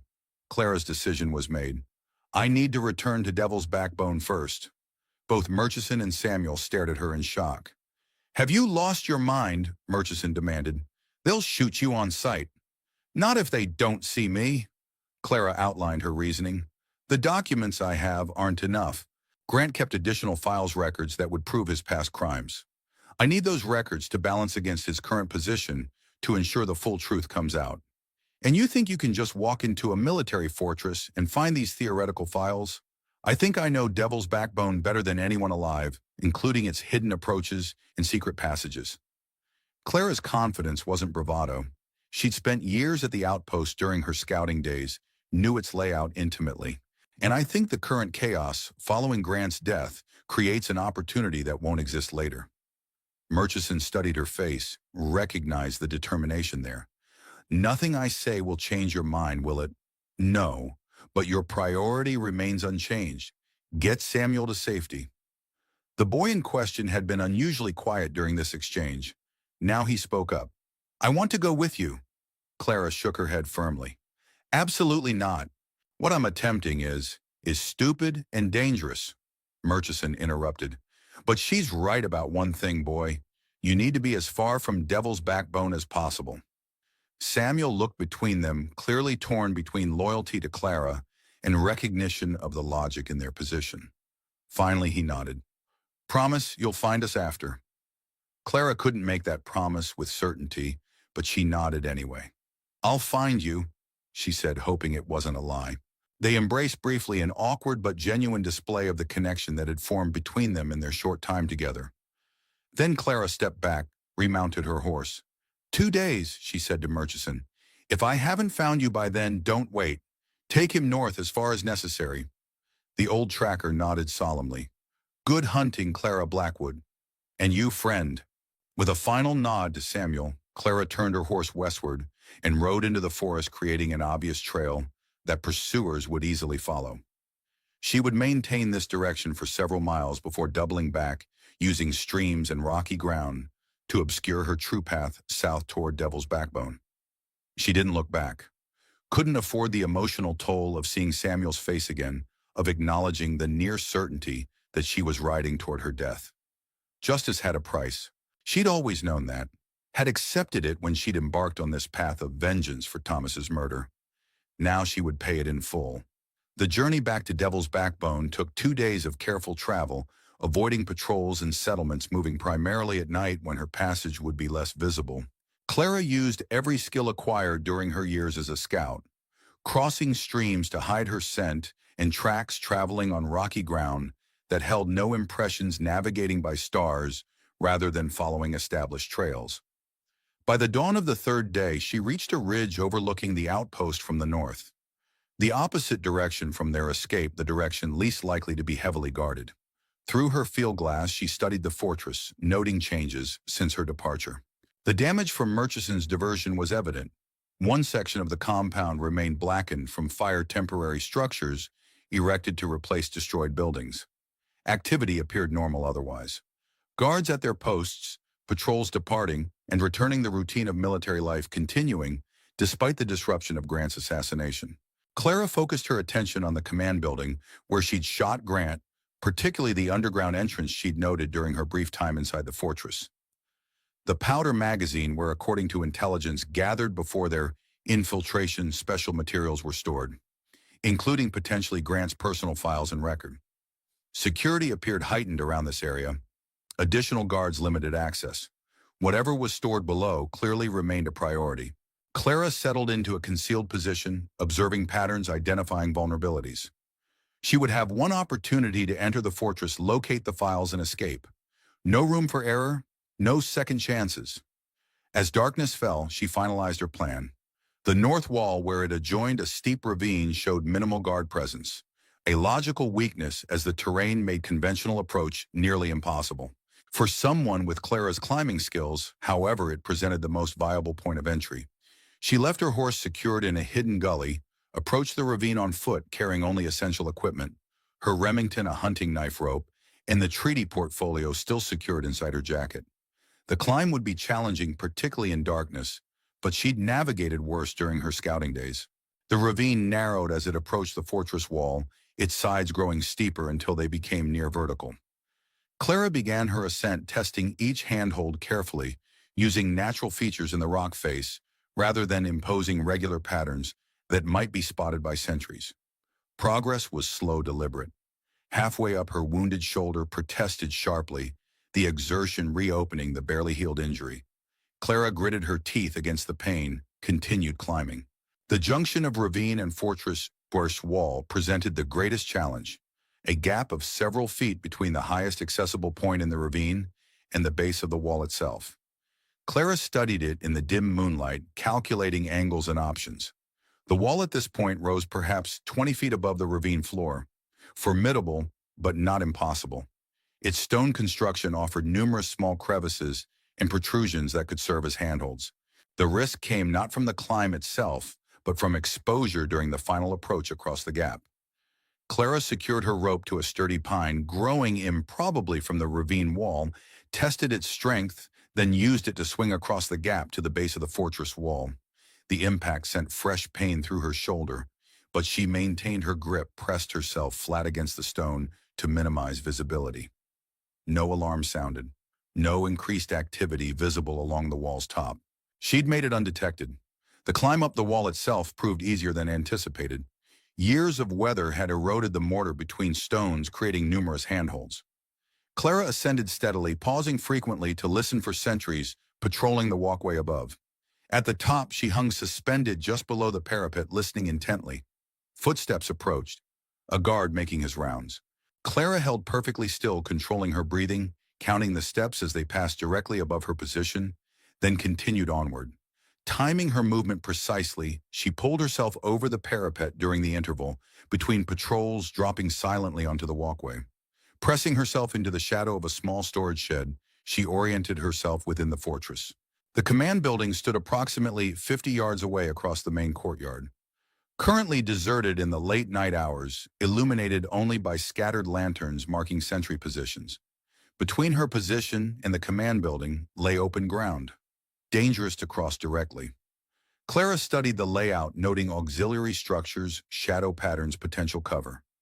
A route formed in her mind, circuitous but significantly safer than direct approach. She moved silently along the wall until reaching a point where a row of supply sheds extended toward the center of the compound. Using these for cover, she advanced in careful stages, pausing frequently to assess patrol patterns and sentry positions. The military precision she'd observed earlier proved an advantage. Guards moved in predictable patterns, creating regular windows of opportunity between their passages. Clara exploited these gaps, ghosting from shadow to shadow, invisible to all but the most alert observer. Reaching the rear of the command building, she encountered her next challenge, the entrance to the underground magazine. As expected, it was guarded. Two soldiers flanking the heavy steel door alert despite the late hour. Clara observed them from concealment, assessing options. Direct confrontation would create noise alert the entire compound. Deception seemed the better approach, but what pretense would grant her access to a restricted area in the middle of the night? The answer came as she watched a third soldier approach the guards, exchange brief words, and be admitted through the steel door. Not an officer based on his uniform, but someone with authorization to enter. Someone expected. Clara studied his appearance, noting distinguishing features and mannerisms. Similar in build to herself, though male and slightly taller, the uniform would be the key. She needed to acquire appropriate attire and quickly. Moving away from the command building, she circled toward the barracks area, seeking an opportunity. A laundry outbuilding provided the solution, uniforms hanging to dry unattended in the late hour. Clara selected one approximately her size, slipped it over her own clothing, added a cap pulled low to shadow her features. The transformation wouldn't withstand close scrutiny, but in the dimly lit compound with proper confidence and bearing, it might suffice for the brief interaction required to enter the magazine. Properly attired, Clara approached the guards, directly adopting the purposeful stride of a soldier on assignment. As she drew closer, one guard straightened hand, moving to his weapon. "Halt! Identify yourself!" "Private Miller," Clara responded crisply, pitching her voice low. "Relief for Sergeant Ellis." "Inventory duty." The guard frowned. "Wasn't informed of a relief schedule." "Last-minute change, sir. Sergeant Ellis took ill after mess. Lieutenant Wilson ordered immediate replacement." Clara gestured toward the door with just the right mixture of deference and impatience. A junior soldier eager to complete an unwanted assignment. The guards exchanged glances, clearly weighing the risk of turning away a legitimate relief against allowing unauthorized access. Clara maintained her posture, projecting confident expectation. "Wait here," the senior guard decided. He opened the door slightly, called inside. "Sergeant Ellis, you expecting relief?" A moment of breathless tension as Clara prepared for either success or immediate flight. Then from within, a muffled response she couldn't quite hear. The guard listened, nodded, then turned back to Clara. "Proceed." He opened the door wider. "Direct to inventory section only. No deviation." "Nice sin," Clara saluted crisply. "Yes, sir. Thank you, sir." She passed between them into the cool darkness beyond, heart pounding despite her outward calm. The deception had worked, for now. But inside awaited the mysterious Sergeant Ellis, who would instantly recognize her as an imposter. The passage beyond the door descended steeply, stone steps, worn smooth by years of use. Lanterns at regular intervals provided minimal illumination, casting long shadows that both concealed and confused. Clara moved deliberately, alert for sounds that would indicate the sergeant's location. The passage opened into a large underground chamber. The original powder magazine expanded significantly since Clara's time at Devil's Backbone. Metal shelving lined the walls, stacked with crates and equipment. The center contained tables where several soldiers worked, apparently conducting inventory, as suggested by her cover story. Clara spotted her target immediately, a middle-aged sergeant directing the operation, gesturing toward various crates as he consulted a ledger. He hadn't noticed her entry focused on his task. She needed to avoid him entirely. If he saw her, questions would be asked that she couldn't credibly answer. Scanning the chamber quickly, Clara identified a promising area, a section partially obscured by stacked crates, accessible via a narrow side passage. If Grant had maintained private records separate from official inventories, they would likely be secured in a less trafficked area. She slipped into shadow as the sergeant turned in her direction, timing her movement to coincide with the adjustment of a lantern by one of the working soldiers. The momentary shadow concealed her passage into the side corridor unobserved. The passage narrowed, eventually terminating at a small wooden door, locked but with a key conveniently hanging beside it. Not high security, suggesting contents of limited value or interest to common soldiers. Perfect for private files. Clara retrieved the key, unlocked the door with minimal noise, and slipped inside, closing it behind her. A single lantern burned low on a desk, illuminating what appeared to be a private office. sparse but functional, with filing cabinets against one wall and a map table dominating the center. This, she realized, had been Grant's secondary workspace, where he conducted business too sensitive for his main office, where records of his true operations would be maintained. Moving quickly but methodically, Clara searched the filing cabinets, scanning labels and contents. Most contained mundane military records, personnel files, supply requisitions, patrol reports. Nothing immediately incriminating. The desk proved more promising. A locked drawer yielded to her knife after brief manipulation, revealing a leather-bound journal similar to the official portfolio she already carried. Clara opened it, scanned the contents by the dim lantern light. Pages of handwritten notes in Grant's distinctive script, detailing transactions and communications far beyond the scope of his official diplomatic mission. Financial arrangements with private interests on both sides of the border. Intelligence sold to Mexican officials during the border conflicts. Lists of military personnel sacrificed to maintain his cover or eliminate potential threats. Names Clara recognized. Dates that matched operations she'd participated in. Evidence that confirmed everything she'd suspected about Grant's treachery, including the mission that had resulted in William's death. Clara's breath caught as she found the entry. Clinical, detached description of altering patrol routes to ensure a supply caravan would encounter hostile forces. Deliberate sacrifice of the escort detail, including civilian family members traveling with the caravan, including her son. Clara closed the journal, secured it inside her jacket alongside the official portfolio. Together, they told the complete story. Grant's legitimate diplomatic role in the present contrasted with his treasonous activities in the past. Evidence that might at least partially justify her actions if she could deliver it to Judge Williams in Santa Fe. She had what she came for. Now she needed to escape quickly before her deception was discovered. Clara extinguished the lantern, returned to the door, listened for activity in the passage beyond. Hearing nothing, she slipped out, relocked the door, replaced the key. The main chamber remained occupied, sergeant and soldiers continuing their inventory work. She would need another exit. Retracing her steps through the main chamber, past the guards at the entrance, carried too high a risk of discovery.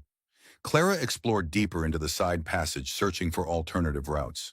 The original powder magazine had been built with multiple access points, safety features in case of explosion or attack. If those auxiliary passages remained open, they might provide the escape route she needed.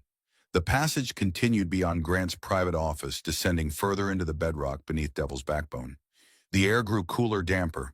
Lanterns became less frequent, forcing Clara to navigate by touch along rough-hewn walls. Eventually, she felt, rather than saw, a branching in the passage, a draft of slightly fresher air coming from her right. Following this current, she discovered a narrower tunnel terminating at what appeared to be a dead end. Except it wasn't. Exploring with her hands, Clara found a metal ladder embedded in the rock face, ascending vertically into darkness.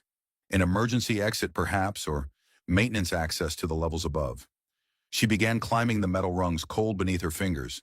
Her wounded shoulder protested each movement, but she pushed through the pain, focused on the imperative of escape. The ladder extended upward for what felt like dozens of feet before terminating at a heavy wooden trapdoor. Clara tested it cautiously. Locked or barred from above. A dead end, after all. She hung suspended beneath the trapdoor, considering options. Return to the main chamber and attempt the original entrance. Search for another auxiliary passage. Both carried significant risks of discovery. Then she noticed it. A simple locking mechanism on the underside of the trapdoor. Not designed to prevent exit from below, but to secure the door against intrusion from above. With careful manipulation, it released with a soft click. Clara pushed upward gently. The trapdoor rose without resistance, revealing star-filled sky beyond. She emerged cautiously, finding herself in a small, roofless structure near the western wall of the fortress. An abandoned guard post based on its construction and position. Perfect.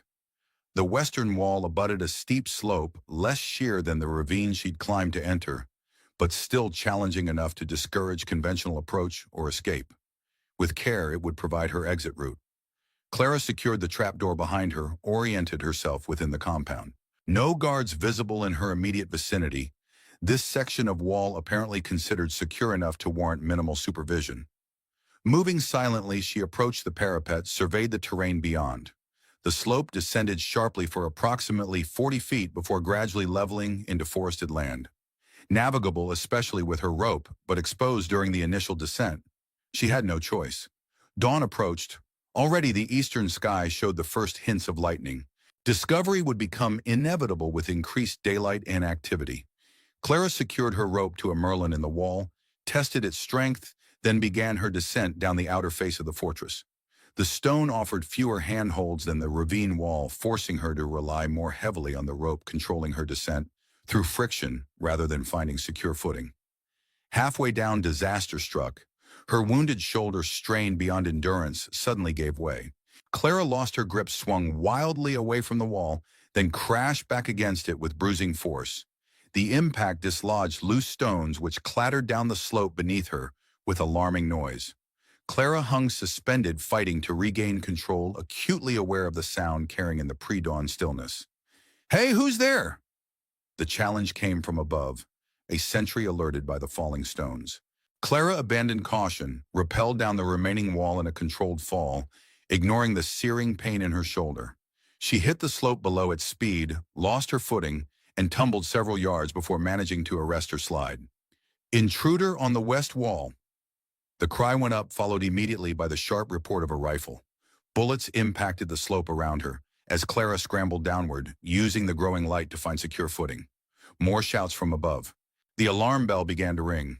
Clara increased her pace, half running, half sliding down the steep incline, using her good arm to maintain balance while protecting the precious documents secured inside her jacket.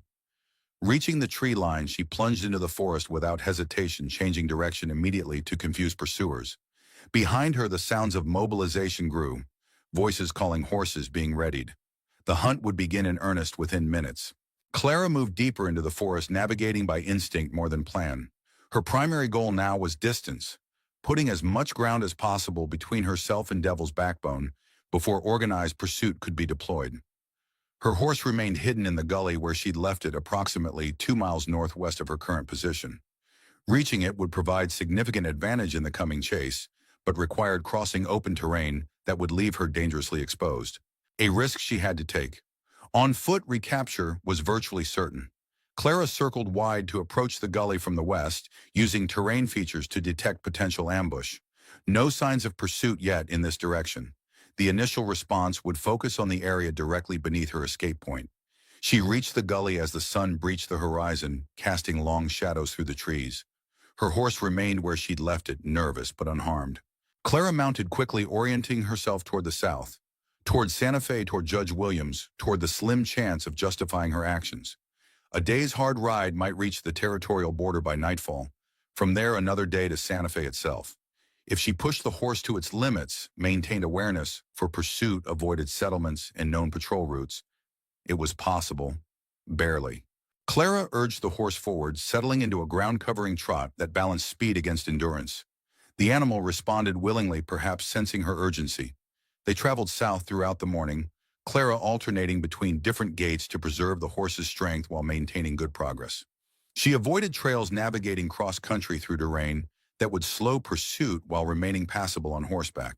By midday, she'd covered impressive distance, the silhouette of Devil's Backbone, long since disappeared behind the northern horizon. No signs of immediate pursuit, though Clara harbored no illusions that the search had been abandoned. Riders would be following, likely splitting to cover multiple potential routes. She paused briefly at a small stream, allowing her horse to drink, while she consulted her mental map of the territory. The most direct route to Santa Fe would take her through settled areas, past ranches and trading posts, where word of her passage might reach pursuers. A longer route through more challenging terrain offered greater security, but would add at least a day to her journey, time she wasn't certain she could spare. The documents she carried were valuable only if delivered, only if their contents became known beyond her small circle. Clara decided on compromise, maintaining her southern heading, but staying west of the established trails, using the foothills of the San Pedro Mountains to shield her passage. It would require careful navigation and some difficult terrain, but provided the best balance of speed and security. As she prepared to continue, Clara became aware of a distant sound. The rhythm of hoofbeats, multiple horses moving at speed. She tensed, scanning the horizon behind her. Nothing visible yet, but the sound was unmistakable. Pursuit had found her trail sooner than expected. Clara, mounted, quickly urged her horse into a canter, seeking the shelter of a nearby pine forest. Once within its confines, she changed direction, heading southwest rather than due south, hoping to confuse trackers with the sudden shift. The sounds grew closer despite her evasive maneuvers. These weren't random searchers, but dedicated trackers, professionals following signs she hadn't adequately concealed in her push for distance. Within the hour, Clara caught her first glimpse of the pursuit. 6 riders moving in loose formation, following her trail with methodical precision. Their distance, perhaps half a mile back, gave her temporary advantage, but their fresh horses would inevitably overtake her tired mount. She needed to create separation to break their ability to track directly. Ahead, the terrain offered potential solution. A rocky ridge with a swift-flowing stream at its base. If she could cross the water, use the rocks to leave minimal sign. Clara urged her horse toward the ridge, pushing it harder than she would have preferred. The animal responded gamely, but she could feel its labored breathing, the slight unevenness in its stride indicating growing fatigue. Reaching the stream, she guided her mount into the water, following its course downstream for several hundred yards before emerging at a point where massive boulders lined the bank. Careful to leave minimal signs, she navigated through this rocky terrain, eventually reaching the ridge itself. From this elevated position, Clara could see her pursuers clearly for the first time. They'd reached the stream, were examining her entry point with clear frustration. She'd bought time but not escape. These men, she recognized Vaughn among them, would persist until they found her trail again. She had perhaps 30 minutes advantage. Not enough to reach safety, but perhaps enough to prepare a more definitive solution to her pursuit problem. Clara studied the terrain ahead, searching for tactical advantage. The ridge descended into a narrow canyon, a potential bottleneck where her pursuers would be channeled into a predictable path. With proper preparation, it might offer opportunity to eliminate or at least discourage further chase. She urged her tired horse down the far side of the ridge, reaching the canyon entrance with precious minutes to spare. Dismounting, Clara secured the animal in a concealed position, then quickly gathered what she needed. Deadfall branches, loose rocks, the remaining stick of dynamite she'd carried since Copper Springs. Working rapidly, she constructed a simple but effective trap at the narrowest point in the canyon. The dynamite, positioned carefully among rocks above the passage, would trigger a significant slide when detonated. Proper timing was critical. Too early, and the pursuers would simply find another route. Too late, and she'd be captured before the trap could be sprung. Clara positioned herself on an elevated outcropping with clear line of sight to both the trap and the canyon entrance. Rifle ready, she waited as the minutes passed with excruciating slowness. Eventually, movement at the canyon entrance. The lead rider appearing, followed closely by the others. Vaughn himself rode second, his distinctive figure unmistakable even at distance. They proceeded cautiously but steadily, clearly confident they had their quarry cornered. Clara aimed carefully, waiting until the lead riders reached the optimal position beneath her prepared rock slide. One shot properly placed would detonate the dynamite, triggering the avalanche that would block pursuit. She drew a deep breath, steadied her aim, began to apply pressure to the trigger. "Don't!" The voice came from behind her, startling in its suddenness. Clara spun rifle, swinging toward the new threat. Samuel stood there, small figure silhouetted against the afternoon sky. "Samuel!"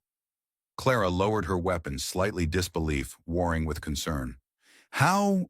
What are you doing here?" "Following you," the boy replied simply. "Like you taught me. Stay downwind. Move careful. Don't leave sign." Clara glanced back toward the canyon where her pursuers continued their approach, unaware of the trap awaiting them. "You should be with Murchison. You should be safe." "He tried to take me north," Samuel explained. "I didn't want to go. Slipped away while he slept." "You've been tracking me since the caves." Clara couldn't keep the astonishment from her voice. "Alone?" Samuel nodded. "Not hard. You weren't hiding your trail much." A mixture of pride and horror filled Clara. Pride at the boy's remarkable skill and determination, horror at the danger he'd placed himself in. And now he stood exposed on a mountainside, mere minutes from a violent confrontation between Clara and her pursuers. "Samuel, you need to hide. Now. Isam." She gestured urgently toward a cluster of boulders. "Those men will kill you without hesitation if they find you here." The boy didn't move. Are you going to kill them with that? He pointed toward the rigged dynamite. Clara hesitated. I'm going to stop them from following us. The slide will block the canyon, not harm them directly. But they might get hurt anyway, Samuel persisted. They might die. Yes, Clara admitted. They might. Samuel considered this with solemn intensity. There are 6 of them, and the horses would die too. The simple statement delivered with a child's innocent clarity struck Clara forcefully. In her focus on escape, on completing her mission, she'd calculated only tactical advantage, not the full moral weight of her actions. Vaughn deserved whatever fate befell him. He'd killed Thomas, had threatened Samuel himself. But the other soldiers following orders, performing their duty as they understood it, and the innocent animals who served them. Please hide, Samuel, she said again, decision crystallizing even as she spoke. I need to change plans. The boy studied her face, seemed to recognize her internal shift, and nodded. He disappeared behind the boulder cluster as Clara turned back to the approaching riders. They had nearly reached the trap position. Clara raised her rifle, adjusted her aim slightly, and fired. The bullet struck rock well above and to the side of the dynamite, sending chips flying, but leaving the explosive untriggered. The riders below reacted instantly, scattering for cover, weapons drawn. Vaughn, Clara called, voice echoing from the canyon walls. I know you're there. A moment of silence, then a response. Blackwood, that you? It's me, she confirmed. We need to talk. Derisive laughter floated up from below. Talk after you shot a general. After you stole classified documents, I think that time has passed. I have something you want, Clara replied. The treaty portfolio. Grant's personal journals. A pause, then. And why would you offer those to me? Because I'm tired of running. Because there's an innocent child involved who deserves better than being hunted across territories. Clara drew a deep breath. Because I'm willing to surrender in exchange for his safety. Another longer silence. Clara could imagine the discussion occurring below, weighing the value of immediate capture against the cost of potential resistance. Finally, Vaughn's voice again. Show yourself. Hands visible. Clara stood slowly, rifle held crosswise to demonstrate non-threatening intent. I'm coming down. No tricks. She descended carefully, hyper-aware of multiple weapons trained on her position. As she reached the canyon floor, the riders emerged from their cover positions, forming a loose semicircle with Vaughn at the center. Weapons on the ground, he ordered. Slow. Clara complied, placing her rifle and revolver on the rocky soil. The boy goes free, she said. That's my only condition. Vaughn's eyes narrowed. What boy? Before Clara could respond, movement from above caught everyone's attention. Samuel appeared at the edge of the outcropping, small figure silhouetted against the sky. That boy, Clara said quietly. He's innocent in all this. Just an orphan caught in circumstances beyond his control. Vaughn studied the child briefly, then returned his attention to Clara. The documents first, then we discuss the boy. Clara reached slowly inside her jacket, withdrew both the official portfolio and Grant's personal journal. She held them out, not quite offering them, not quite withholding. I want your word, your personal guarantee that he'll be taken to safety, not returned to Devil's Backbone. You're hardly in position to negotiate, Vaughn pointed out, gesturing toward her discarded weapons. I'm in exactly the position to negotiate. Clara smiled thinly. Look up just above your position. See that package wedged between the boulders? One shot. From you, from me, from anyone. And this entire canyon becomes your tomb. Vaughn glanced upward, noted the dynamite positioned precisely where she described. His expression hardened. You'd die too. I probably die either way, Clara replied with calm certainty. The difference is whether I die alone or take 6 soldiers and their horses with me. Whether Samuel witnesses a massacre or is given a chance at life. A tense silence fell across the canyon. The other soldiers looked to Vaughn for direction, clearly unsettled by this unexpected development. The boy goes to Bennett's Crossing, Vaughn said finally. To the doctor you mentioned when you first freed him. My word on it. Clara studied his face, searching for deception. And you'll give him a horse supplies for the journey. Don't push your luck, Blackwood. It's not luck I'm concerned with. Clara held his gaze steadily. It's your honor, such as it may be. Something like grudging respect flickered across Vaughn's features. Fine. Horse basic supplies. But the documents first. Clara nodded, extended the portfolio and journal more decisively. Samuel, she called, not taking her eyes from Vaughn. Come down, carefully. The boy descended the slope with remarkable agility, positioning himself beside Clara. She placed a protective hand on his shoulder. These men are taking you to Dr. Chambers in Bennett's Crossing, she told him quietly. He's a good man. He'll ensure you're cared for properly. Samuel looked up at her, eyes wide with understanding and fear. You're not coming. No, I have to answer for my actions. Clara squeezed his shoulder gently. But you'll be safe. That's what matters. I don't want to go without you, the boy protested, voice breaking slightly. I know. Clara knelt to his level, meeting his eyes directly. But sometimes the most important battles are the ones we choose not to fight. Sometimes surrender isn't weakness, but strength. Understanding when a cause is worth dying for, and when life, especially an innocent life like yours, is more valuable than any principle. Samuel absorbed this, tears brimming but not falling. Will I see you again? Clara couldn't lie to him, not now. Probably not, but you'll carry what I've taught you. What I hope I've shown you about courage, about honor. About doing what's right even when it's difficult. The boy nodded solemnly. I'll remember. Good. Clara embraced him briefly, fiercely, then stood to face Vaughn again. Your guarantee, in front of your men, in front of the boy. Vaughn nodded. The boy goes to Bennett's Crossing. Horse supplies, safe passage. You have my word. Clara handed over the documents, watching as Vaughn examined them briefly before securing them inside his own jacket. The general dead, she asked. Yes. Vaughn's expression revealed nothing. Buried with military honors 3 days ago. Clara absorbed this without visible reaction, though internally she felt a complex mixture of satisfaction and regret. Grant had died as he'd lived. His true nature concealed his crimes, unknown to those who honored him. Perhaps that would change now. Perhaps the documents she'd surrendered would find their way to proper authorities, would reveal at least part of the truth. Or perhaps they would be buried alongside their author, inconvenient facts erased from official record. Either way, her part in the story was ending. She had done what she could, had sought justice, had perhaps achieved vengeance instead, but had ultimately chosen mercy. For Samuel, for the soldiers before her, even for herself. One last request, Clara said as Vaughn signaled his men to secure her. Let me say a proper goodbye. After brief consideration, he nodded. Clara turned back to Samuel, who watched with solemn intensity as her hands were bound behind her back. Remember what I told you about survival, she said quietly. About reading terrain, about using what's available, about trusting your instincts. The boy nodded. I will. And remember this too. Your life is your own now. Not defined by what's happened to you, but by what you choose to do with each day you're given. Clara smiled gently. Make those choices count, Samuel. I promise, he whispered. One of the soldiers approached with a horse, a sturdy pinto separated from their group.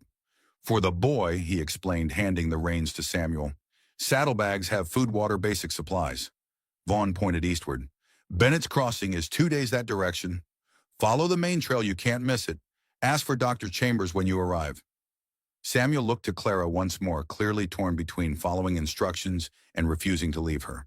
Go, she urged gently. Live, Samuel, for both of us.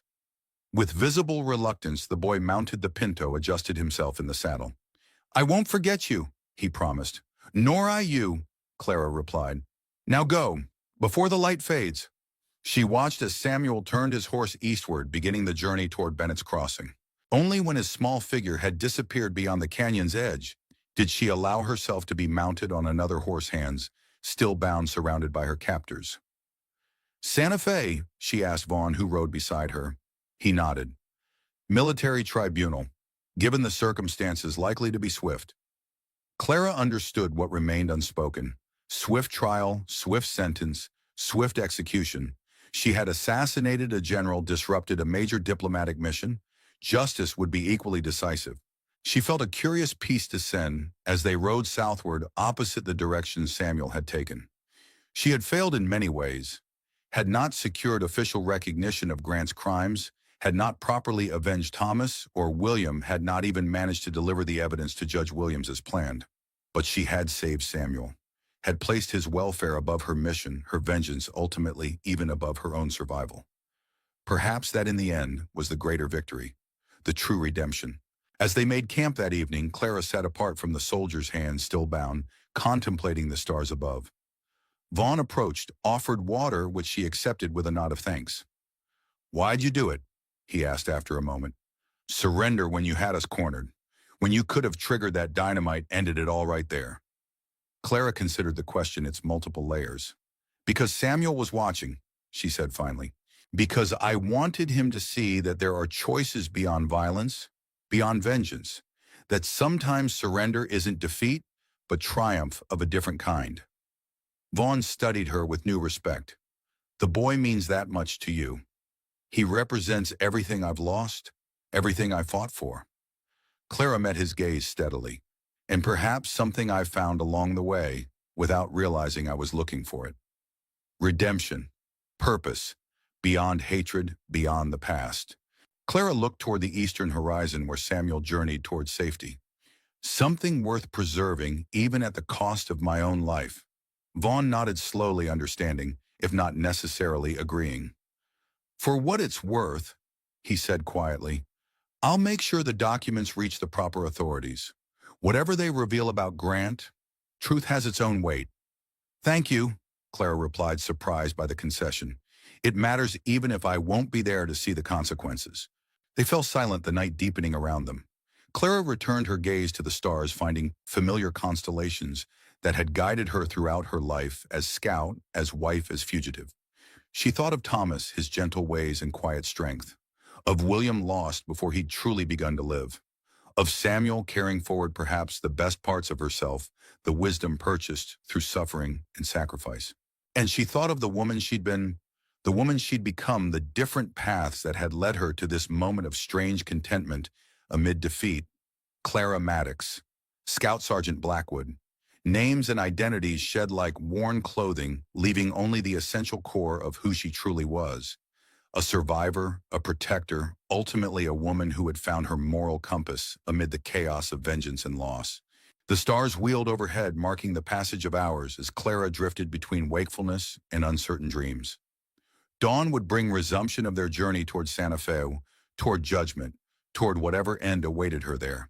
But somewhere to the east, Samuel rode toward a new beginning, carrying her, teaching her memory, her hope for something better than the cycle of violence that had claimed so many lives.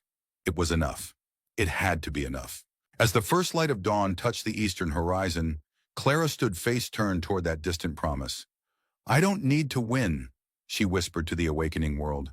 "I only need to have lived long enough to say I was not silent."